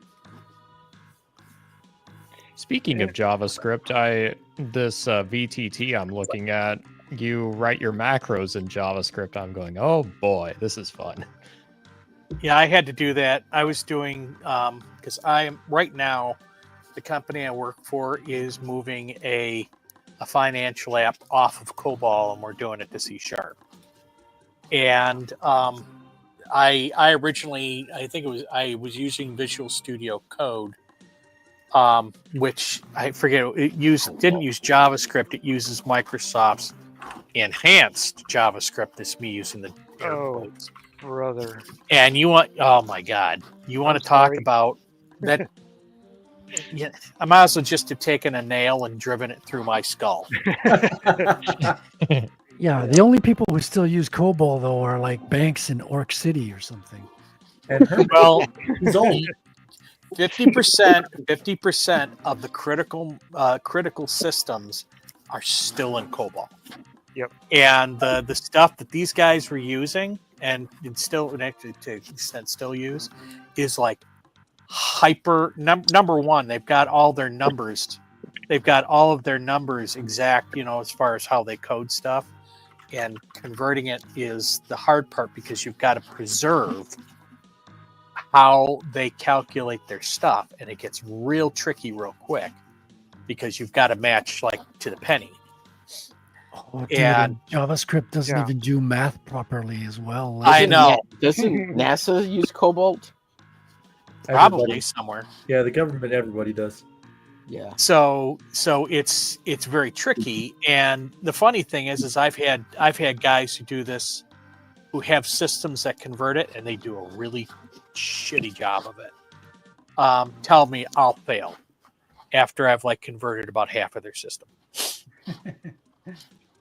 So we literally spent years testing the stuff I converted, literally.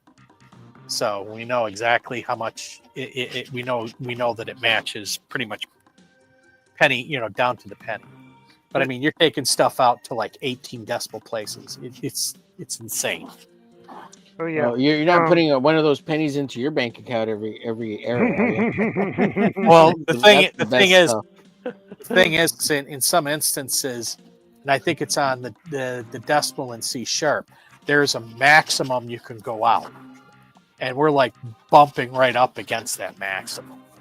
Yeah. That's crazy. Yeah, I let's see, what was it? One of the places that I worked at, we had a spreadsheet, like an Excel spreadsheet, where we wrote all the that's what the actuarials were actually using to run their stuff, and then there was a group that was actually writing a Java application to basically duplicate it, and so we were using the Excel document. Not my choice. They were using the Excel document to test to make sure that the Java application was doing the math correctly. Yep. And the math always They'll came keep out track wrong of it. because Excel rounds one direction and Java rounds the other direction. Yep. Plus the Oh, decimal fine. places are different. Talking Java or JavaScript? Java.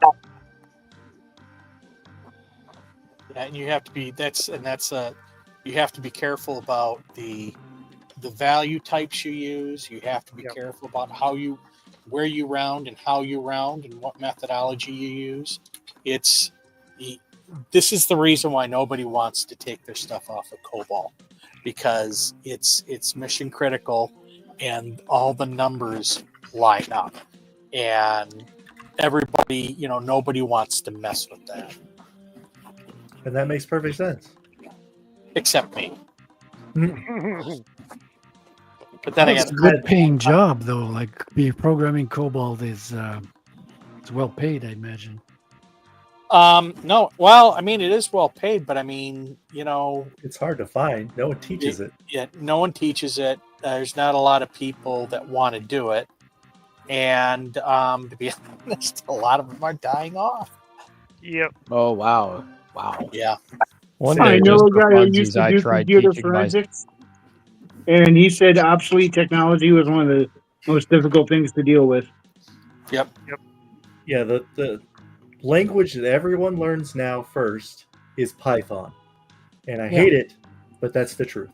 Yeah, I mean, Google was programmed in Python, the first versions. I don't think Python's the worst, but it does have a lot of problems. Yeah, my I was think having it's more fun in C++, scalable, honestly. I thought C++ made more sense, way more sense than Python does. Oh yeah, it does. Don't get me wrong. Python Python is is good. easy to use and easy to debug for the most Yeah, part. it's- There are it's- some exceptions to that It's rule. easy to learn. It's high level, so it's basically English. So it's harder for non-technical people to get into. It's a better starting point than JavaScript, arguably. Oh, I won't argue. As someone who started in JavaScript and is now doing Python, yes, that is objectively true. Hands down. JavaScript is JavaScript is the worst thing to start with.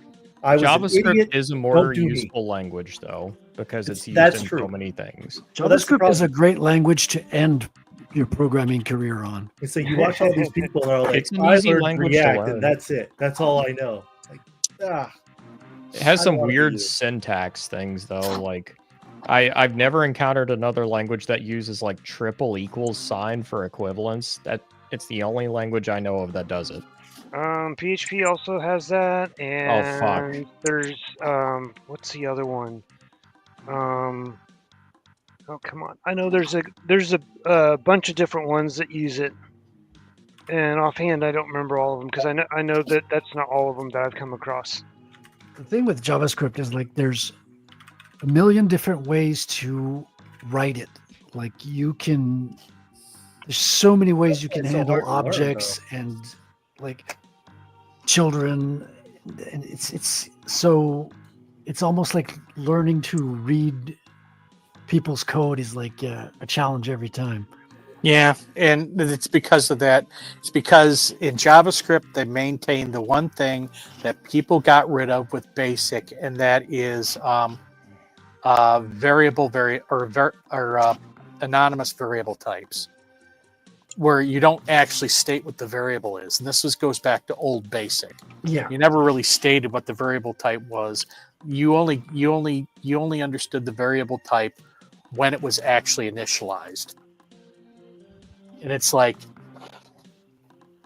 when you're first learning programming languages, it's like, oh, that's kind of cool. You don't think about it. But when you start getting into deep, complex stuff, that becomes very ugly very quick. And they put that in C#, but I was just like, I refuse to use it. So I will be frank. I don't know too many people who love to use JavaScript just in general. Oh, I don't know I too do. many. My brother I does. do. I mean, I wrote my He whole. uses TypeScript, so that might not be exactly fair. yeah, that's Yeah. the I think the Microsoft version of JavaScript. I don't love JavaScript. I just don't hate it. I will say I love JavaScript, but like working on my own code. I don't like working on other people's code in JavaScript. So technically we use JavaScript, but we're using Angular, and so I don't know that we're Yeah. really technically writing Oh. JavaScript. We're Again, writing that's- Angular stuff. Yeah, that's what my brother uses. I don't count that. That's TypeScript. No, Yeah, exactly. You're just handling a library, so you're not necessarily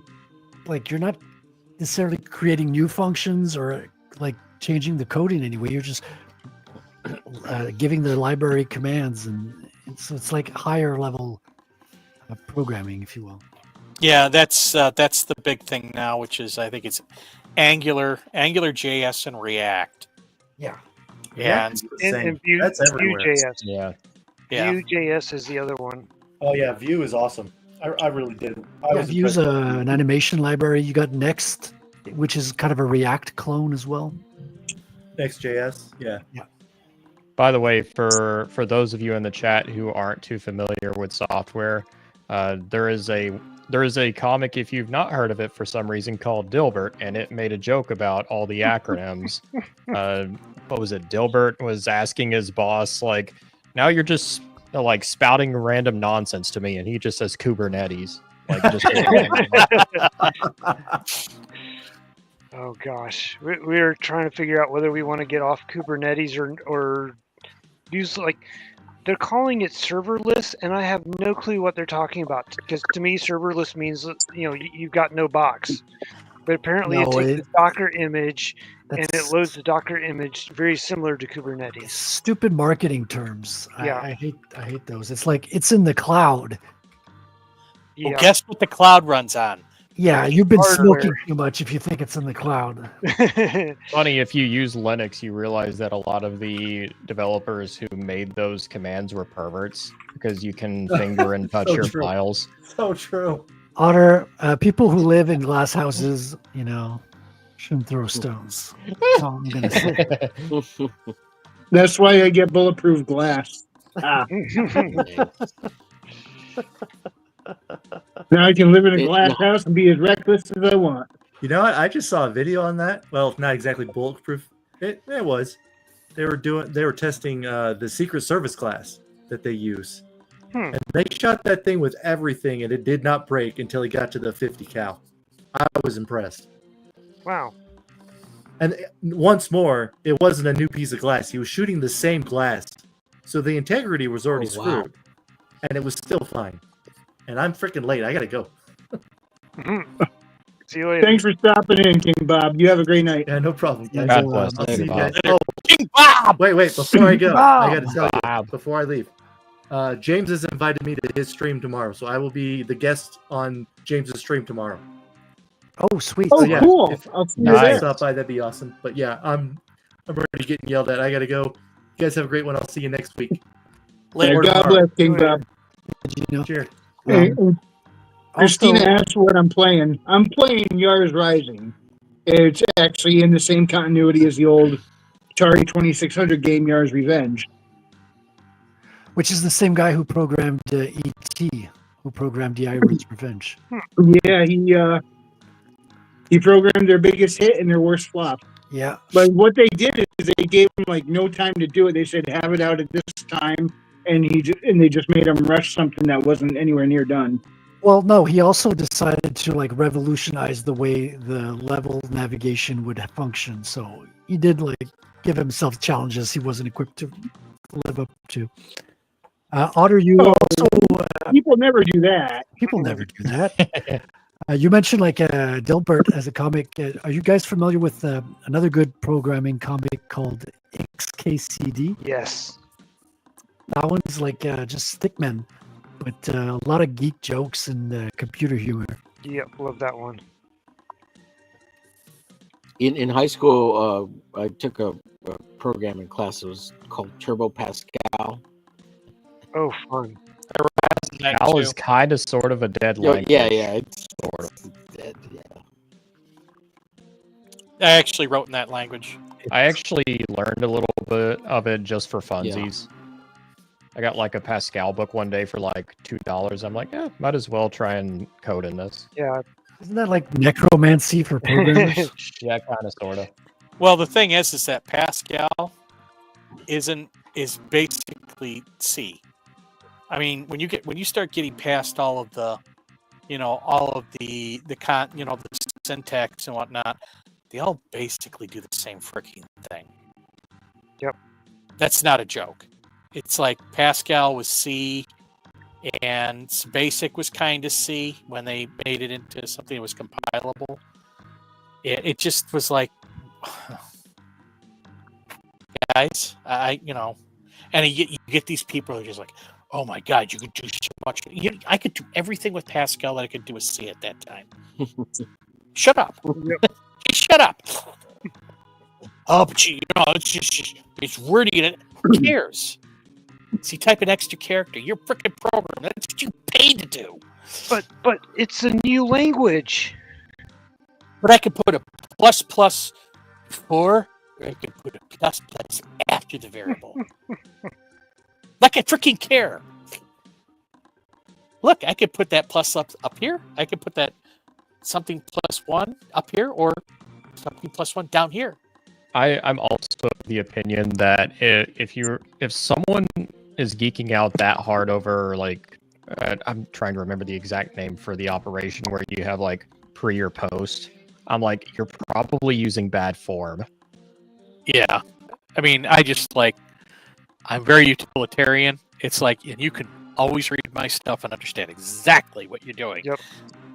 Because I have had decades of having to read Awful code. guys who thought they were the smartest guys in the room, and oh my God, they're so. Yeah. And usually it was screwed up somewhere. Yeah. But you'll never get them to it. I get younger guys asking me, why do you make everything so obvious as to what? Because I want to make it obvious for other people that come by after me what it is. Yes, it really was my intent to do it this way and not some other way. You want to make it readable. Exactly. You guys not care about job security? If you make it readable, they can hire somebody else. I'll say this, like, coding is a form of like design and engineering, but I also will say it's adjacent to actual like creative writing too. Yep. Because there's a similar process to it even. It's just the compiler is your editor oftentimes, and even then it's not the only editor. Yeah, I'm trying to make my code as useful or easily read or whatever, I feel like is kind of a craftsman's work. Well, even having to go back to look at your own code to understand what the hell you wrote, sometimes like the easier you make it for yourself, Exactly. it makes it easier for you to go back and fix or edit or whatever. Yeah, because it's like somebody else wrote it. Whatever you wrote years ago, you're not gonna have that in memory. I had to go back and like my own website. I had to go back and make notes of what like all my functions did and how they work together. That's one of the reasons why, especially in more complex stuff, you want to have unit tests, and then you want to have like comments about if there's something that could be questioned, leave a comment. And I've got younger guys taking comments out. I'm like, was there a particular reason why you removed that? Yeah, well, the code is obvious and we don't need it. I'm like, okay, whatever. But the unit tests are the thing that I have the biggest issue with getting the younger guys to write up and fix and maintain and stuff because they don't want to do it because it's too hard to this, that, and the other thing. I'm like, I mean, you can also remove comments on compilation now. Like even in JavaScript, like when you build, you can remove the comments. So the comments are only used in, on a developer side. Oh, and what's the big deal with just leaving the comments there? Just leave them alone. Like, yeah, when it was, I can see it on the JavaScript side, but whenever you're building Angular app, you're compiling, who cares? Yeah. But yeah, I've had all kinds of fun and interesting comments or arguments with people. Like, I have had people insist that a tab character actually takes 8 bits, or no. Basically, it's the same as basically using 8 spaces, and I'm like, no, it's not. You can tab 4 or 8 spaces. Well, so I'm talking about the actual byte size. So let's see, what is it? Each character is a byte. That's what it is. Each character is a byte. And so I've had people tell me, well, the tab character is 8 bytes. And I'm like, no, it's not. It's 1. So because they want to do spaces for indentation rather than tabs. Yeah. And I'm like, but you're saving three characters if you just use the tab. Well, 3 or 7, depending upon which way you're going. It's like, no, you're not. It uses up extra character. And I'm like, no. Those people should be taken out back and shot. Yeah. In Minecraft. In Minecraft. In Turbo Pascal. In Pascal, not related to Pedro Pascal in any way, shape, or form, as we're getting Pascal fatigue. Right? Man, that guy's everywhere. People who actually like him and stuff are sick of seeing him and stuff. Yeah. Well, I mean, when he gropes my wife, it's not cool. Well, he had anxiety, Omer. Okay. Like, well, you're really not empathetic with people who are suffering from anxiety. No, I didn't get to grope someone's wife when I had anxiety. Why should he? Well, you should have taken advantage of that at the moment. It's too late now. Well, I ain't an actor either, right? Oh, my acting anxiety. I went to art school and I had a lot of anxiety during art school. I know. I still have anxiety. Wait, it's coming back. Fred, can I grope you real quick? God. You can grope whatever you can reach. Yeah, via the internet. Reach out and touch someone. That's why you get a cat. Yeah, or OnlyFans.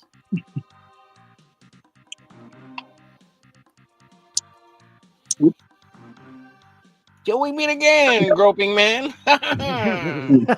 Oh, that's a great name for a supervillain, Grope Man. Grope Man. Have a movie where instead of the running man, it's just the groping man. Starring Pedro Pascal. Yeah, he looks like Pedro too. Yeah, Pedro Pascal. Oh shit! And the mayor of Orc City has arrived.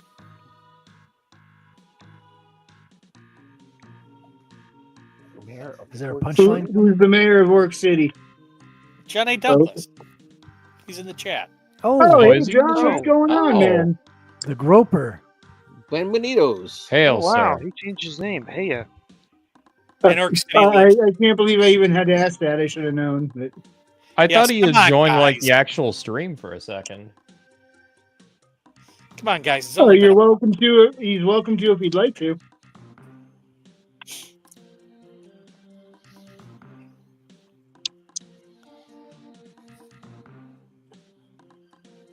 Gropey McRoper faced. We grope her face. The groping man strikes again. I mean, if you're gonna grope something, don't grope her face. Return of the Groper. That's funny. Grope wars. And The you grope. wars. And you grope. I remember the your grope- father from the goat grope. gropers. The The Empire. anxiety Grope was attacked. high.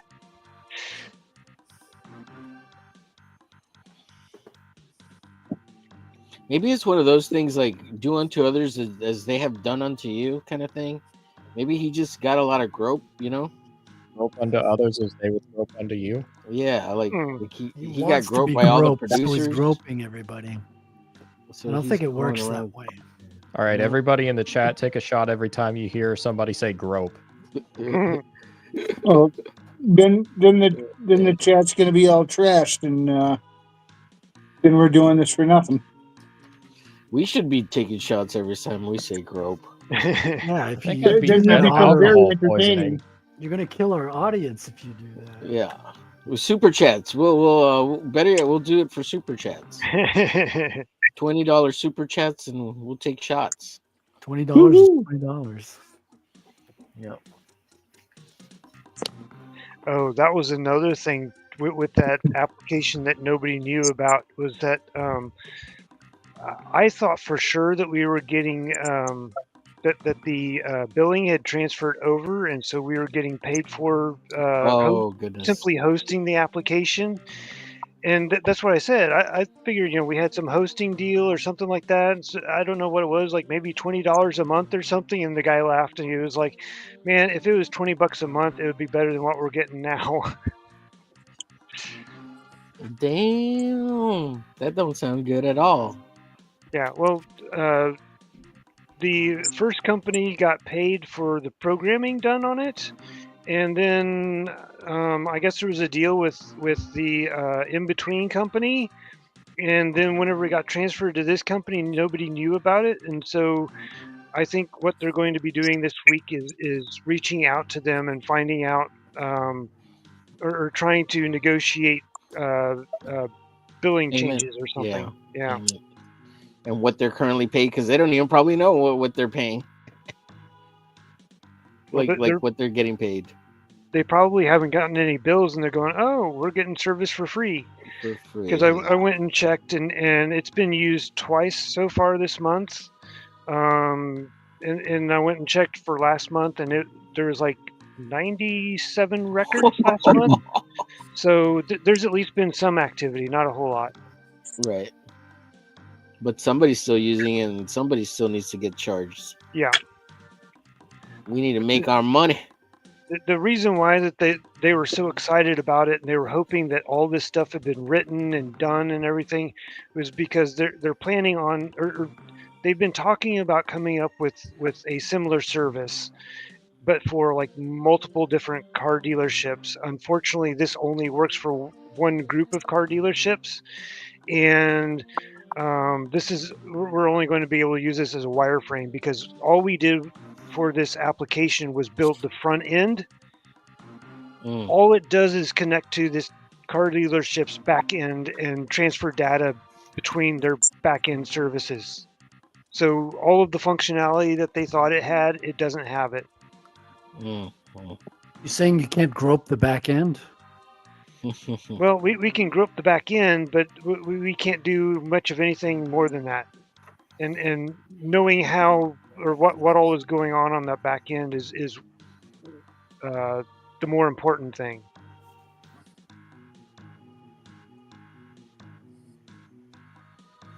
How long you been working on the Skeletor piece, Homer? Oh, just the last 2 hours, roughly. He's looking pretty badass. Thank you, sir. I know the skull's a little elongated, but yeah, I sketched this out last night in like He's still half an hour. recognizable. Yeah, trying to do He's my the own greatest. take. He's the greatest '80s Saturday morning villain, Saturday morning cartoon villain there's ever been. Yeah, Yep. fun time. Him and Starscream, right? Yeah, I was about to Well, say he's got some Megatron. competition with Starscream and Cobra Commander, both by the same guy, but Right. Chris Latta. I wonder who voiced Skeletor.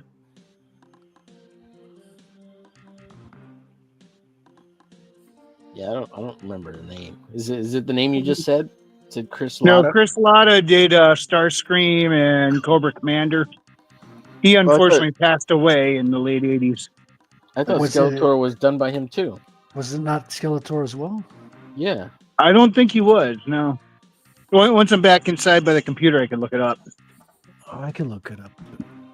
Yeah, I think If I Tank's navigate was away done by- from this on my phone, I'll disconnect.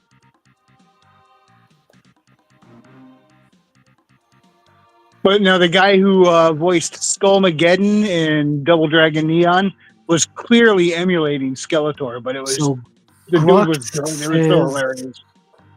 Grok says Skeletor in the 1980s He-Man and the Masters of the Universe cartoon was voiced by Alan Oppenheimer. I believe that's the same guy who invented the atom bomb. Right, that sounds like it.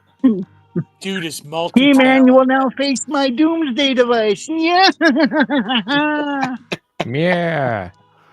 I will Yeah. blow you to atoms, He-Man. Till we meet again. But I like being evil. I miss the '80s. So much fun. It really was. Yeah, those cartoons are like, what is the biggest mustache twirling trope we can come up with, and push it harder. You know? Bad Yeah, guys the were 80s bad were- because they. I mean, Stewie was the peak, and when we got to the '90s, got Family Guy, and then you got Stewie at a carnival looking at an evil clown doll, and he's like, "Ooh, how deliciously evil!" It's like, The it's 80s like were great because all the producers were on cocaine. Hi, He-Man. I'm on cocaine, He-Man. Have some with me.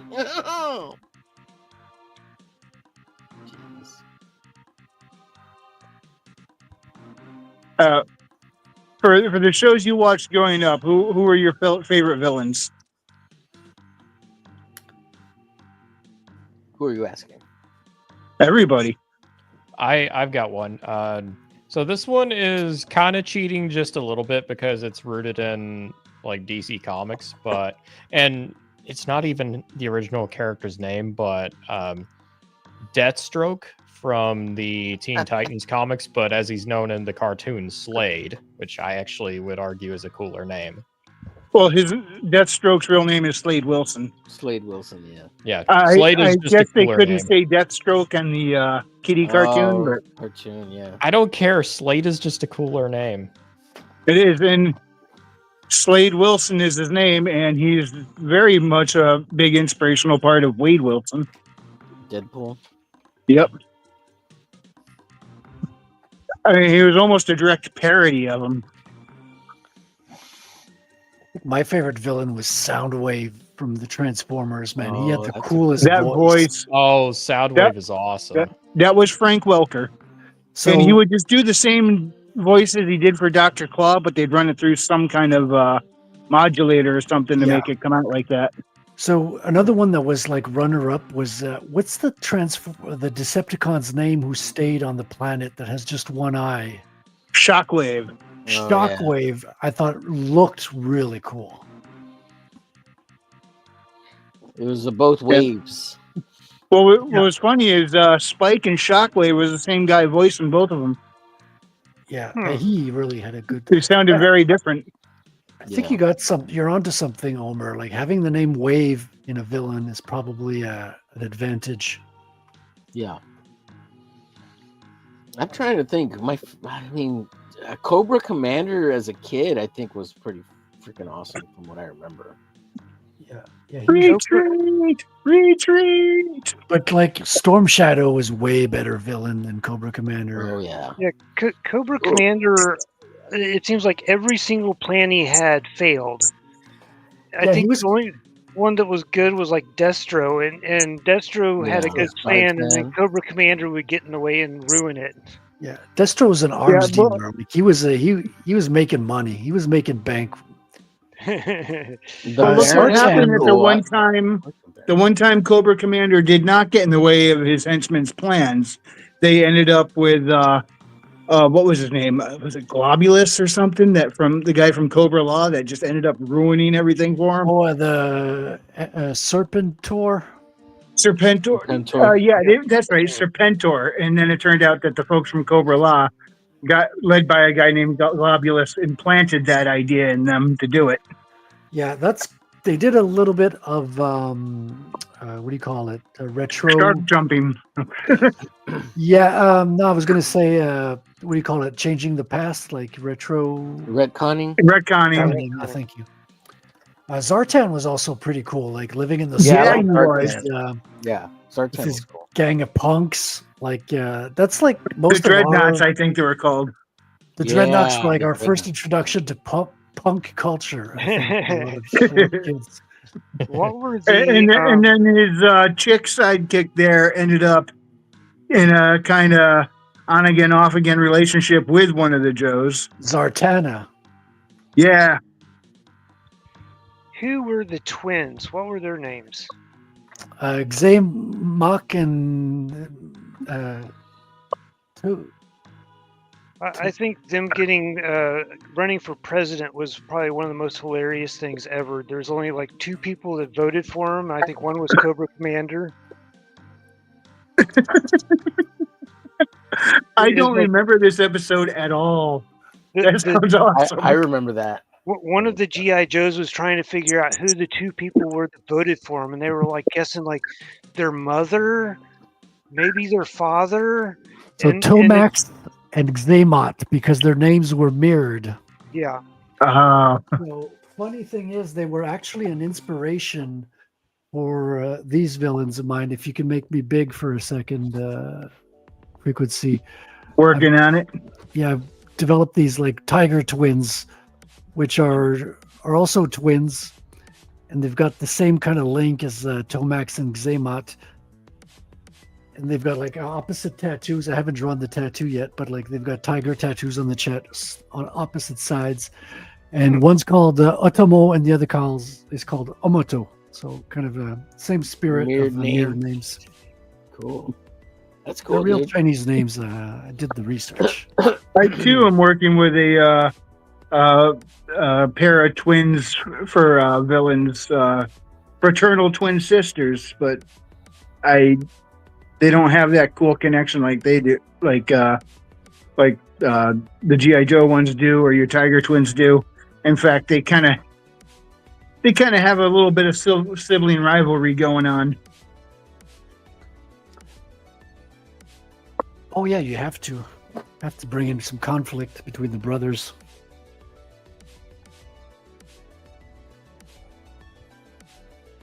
Yeah, well, for the good guys, I got a pair of brothers in there too, and they're gonna start getting a little snippy with each other. So everybody's gonna bicker. Do you have any connections to the Force? No. It's a joke. Star Wars twins, the Force. Oh. Were there twins in Star Wars? I mean, not counting all the Luke and all the Leia. clones. Yeah, Luke and Yeah, Leia. Luke and Leia. Duh. Oh wow, duh. Duh. That's what I was referring. Luke and Leia. That's what I was referring to. I don't know why I blanked on that so hard. I'm a Yeah, Star Trek. I always forget too that they were twins. Like Luke and Leia are twins. Yeah, I mean, can I forget when they look so much alike? Right. I mean, Yeah. you want a good comparison to their faces. That scene where they're smooching ought to. Yeah. Yeah, to be fair, they didn't even know they were Yeah. twins either. To be fair. To To be fair. Hillbillies in space. Yeah, she should have chose Luke instead of Han. I think it would have made. Oh God. They have little deformed metachlorian lightsaber babies. Yeah. Well, you can force it. They're gonna give birth to a Jedi Master named Joe Dirt. Yeah. Splinter of a Mind's Eye. They were off on a mission together, and it was if A New Hope had not been as big as it was. They were trying to figure out a way to kind of close out the series, and so they had Splinter of a Mind's Eye to kill the series off. And sounds like there was some hanky-panky in that, or almost. Yeah, didn't they like that book is taken out of it's not in the lineage anymore, right? Well, none of the books are. None of them. Yep. Disney decided that, oh no, all of the existing books and stuff, no, that doesn't exist anymore, and so we have no clue what other stories to write, because the stories that have existed for so long don't actually exist. Gosh darn it! If only. Well, Herman sent me the link to King Richard's magazine coming up here. Battleborn. Yes. Back Battleborn, not by Battleborn, but back Battleborn. And I Back already put the don't battle link in the Battleborn. chat. So what's the difference between this and the Iron Age magazine? Between this and Anvil? Yeah. This is Sean. I'm going to pronounce this wrong. Sean Korsgaard's his magazine, and Richard's doing the Kickstarter for it. So it's basically sword and sorcery, kind of like what Richard was doing, but I think this is more fantasy oriented, and Iron Age Media was more sort of a catch-all science fiction and fantasy in there as well. Sword and sorcery. Sword and sorcery. Yeah, that's you where have recipes. that's where you have aliens and flying saucers wielding laser swords. Sorcery. Yes, they throw saucers at each other. I like saucy swords. Oh, I thought you had spaghetti sauce recipes in the back. Sorcery. Sorcery is so much better. Swords and sauce. Sorcery. When somebody posted Sounds the link exciting. in Discord the other day, the thumbnail that it gave had chopped off the S on sword, so it looked like word in sorcery. I was like, what are you guys doing? Alex 100 Quebec. bad guys and swords. I take It's, S words for 500. it's Ebonics, Word. Swords and knives. Knives. Exactly. Anyway, I put the link to this in the chat, so everybody can go check it out. This is on Indiegogo. Battleborn, from the front lines of fantasy. All right. Anything else anyone wants to cover before we wrap up for the evening? We're about 20 minutes over, and my producer is going to get mad at me. You have no producer, dude. Do we get? Okay, then we're good. Do we get overtime? How does this work? Babylon B has it's a joke, but it has a poll on whether you have enough swords or not, and I suggest everybody go and take it. Sorcery, sword and words. sword and sorcery. Swords Sorcery. and sorcery.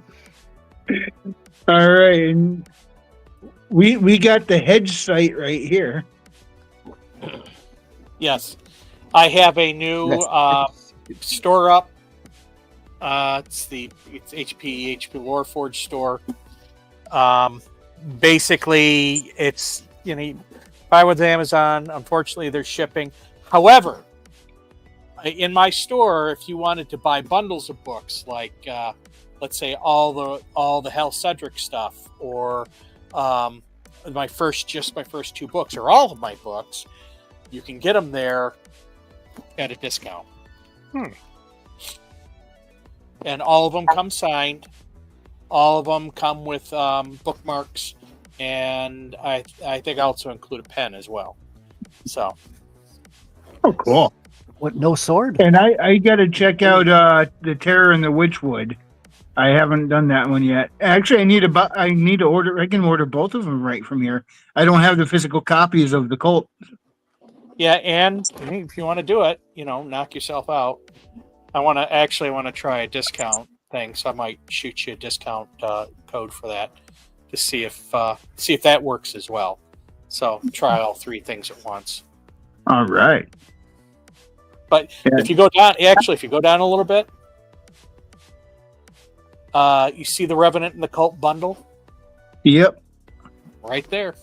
And you get, I forget how much you get off on it. Yeah, how much do you get off on that? Yeah. Yeah. Wait. What are we talking about? An American Eagle commercial? Yeah. You got some good genes. Sydney Sweeney is literally violent.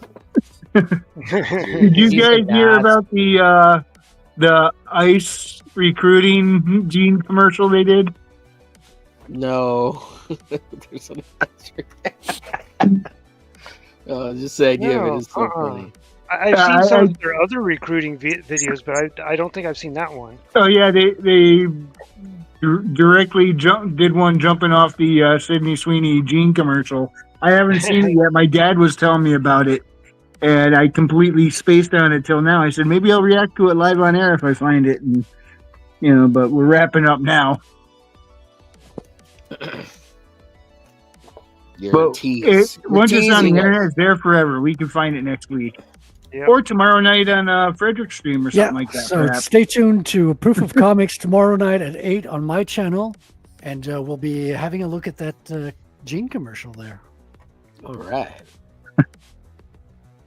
All right. Yeah, I guess this is a good time for parting plugs. So we'll start with you, Frederick. So stay tuned to my show tomorrow where we'll be looking at that Gene commercial there. And go to rattelcomic.com to follow the making of the comic book. It's all penciled in ink. It's in the colorist's hands as we speak. I'm redoing some covers. I've got a blue line version of one of the covers. Just polishing it up, making it look up to date because this stuff was drawn last year. So updating the costumes and such. These are the promo cards that are going to be given off as the tier rewards, not tier rewards, but milestone rewards during the campaign, which is going to be coming out in about a month or two. Like we're getting really close to launching it. Sweet. Rattelcomic.com. And you got to fix that other site. Don't forget. Yes. Yeah, the forward address. I used to promo imakecomics.com, which we'd use to forward it. But the way browsers are working now, forward addresses are not working as they used to. So I'm either going to drop that or figure a way to fix that. We'll see. Yeah, I just want to remind you. Just so you don't forget. Thank you.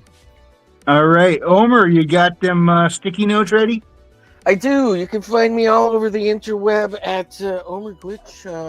I'm on everything. Really trying to get the YouTube channel to 1,000 subscribers because that's where the real money's at on YouTube.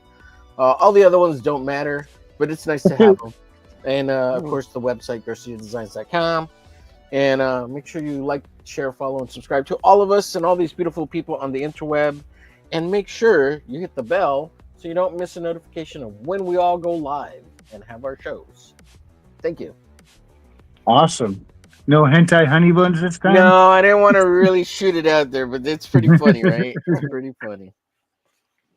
I fell for it. Yeah. Otter. Well, you can find me on hentaiHoneybuns.com. Yes. Under the handle JRR Otter. Under Pedro Pascal too. Let me squeeze you.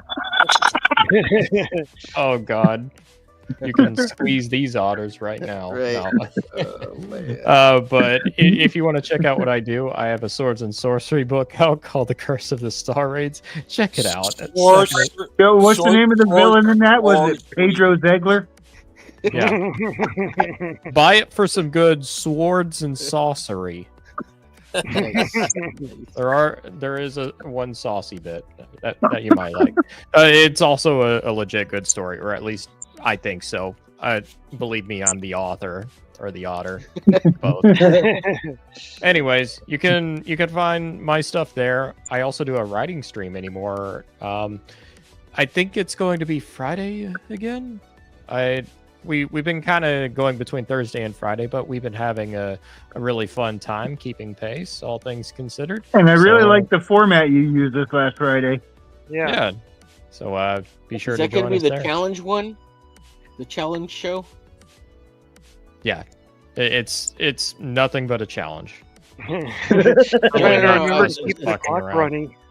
No, I meant the one where you're gonna do like artists draw for a little bit, and then people that are writers talk, and then switch. Yeah, Yeah. that's That- what okay, it is. that's the show. Yeah, I was How- supposed how to be we on did it- Friday, but I had a long distance friend come to town, so I missed this episode. But hopefully, I'll be on the next one. So how Yeah, we did cool. it last week was there was only 3 of us, but one person would write or draw for 7.5 minutes while those of us talked, and then they would finish. Then another person would go, and we kind of go around and around. Yeah, we cycled through for 3 hours. It was fun. Wow. I was We got dead stuff tired by done. the end of it. Me too. Yeah, we reached the end. We were all talkative at the beginning, and in the last 20 minutes, we're all like, I don't have anything to say, man. Rained out. Yeah. Yeah. Mind dump, I would imagine. That last round, I was trying to find stuff to say because I'm like, I just don't want there to be dead air because I'm like, this is like, I want to talk with everybody instead of just kind of like fall asleep. Yeah. That's how it goes sometimes. All right. So that'll be Friday at what is it going to be? About 8 Eastern? Yeah, that would be 8 o'clock Eastern. All right. Raven. Yeah, I'm trying to make up my mind what I want to do with the prequel or the pre-story of stuff. I may end up rewriting that to sound a bit more like what I'm currently working on. If I do that, I don't know when I will be releasing it. But people have been asking what's going on with that, and it's the backstory. It's not the main story that I was wanting to tell, and the main story that I'm wanting to tell is what I've been working on. And that I'm pretty far into that, but not anywhere near that halfway point. All right. But bit by bit, it comes along, and one day it's done. Bit Yep. by bit. All right.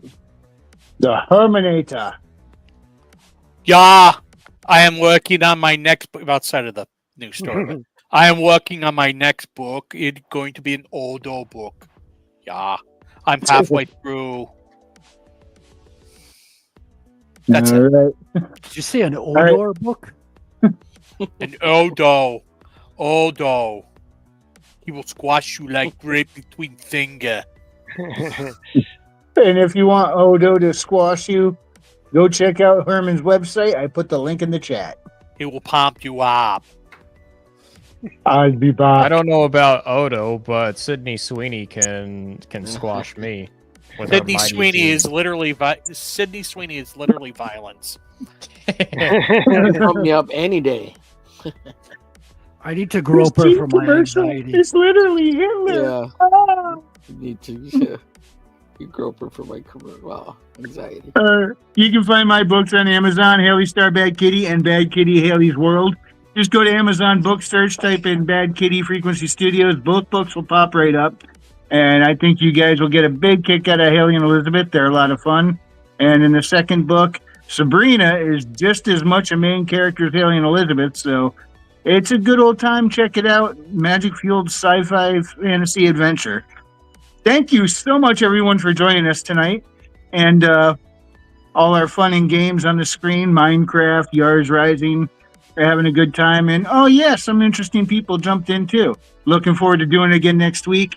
Tomorrow night, Frederick Stream at 8 p.m. Eastern.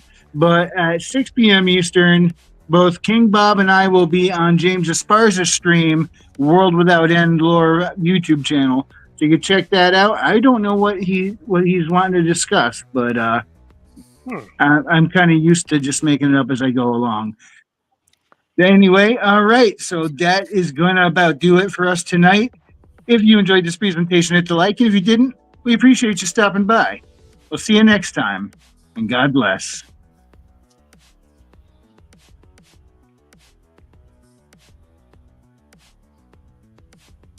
There's the button. Oops, I Wonderful. guess I can. There we go. Jewish space lasers. Oh, So yep. many I'm Jewish space scrolling lasers. through for it. Sorry, my computer's really chugging, man. But here it comes. Jewish space laser. There it is. Oh, is it just me, or did that cut off a bit? It cut off a bit.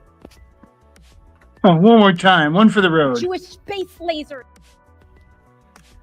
And tomorrow we'll be playing the Sabrina clip a couple of times. Good night, everybody. Good night. Hasta Good night. luego. Bonsoir.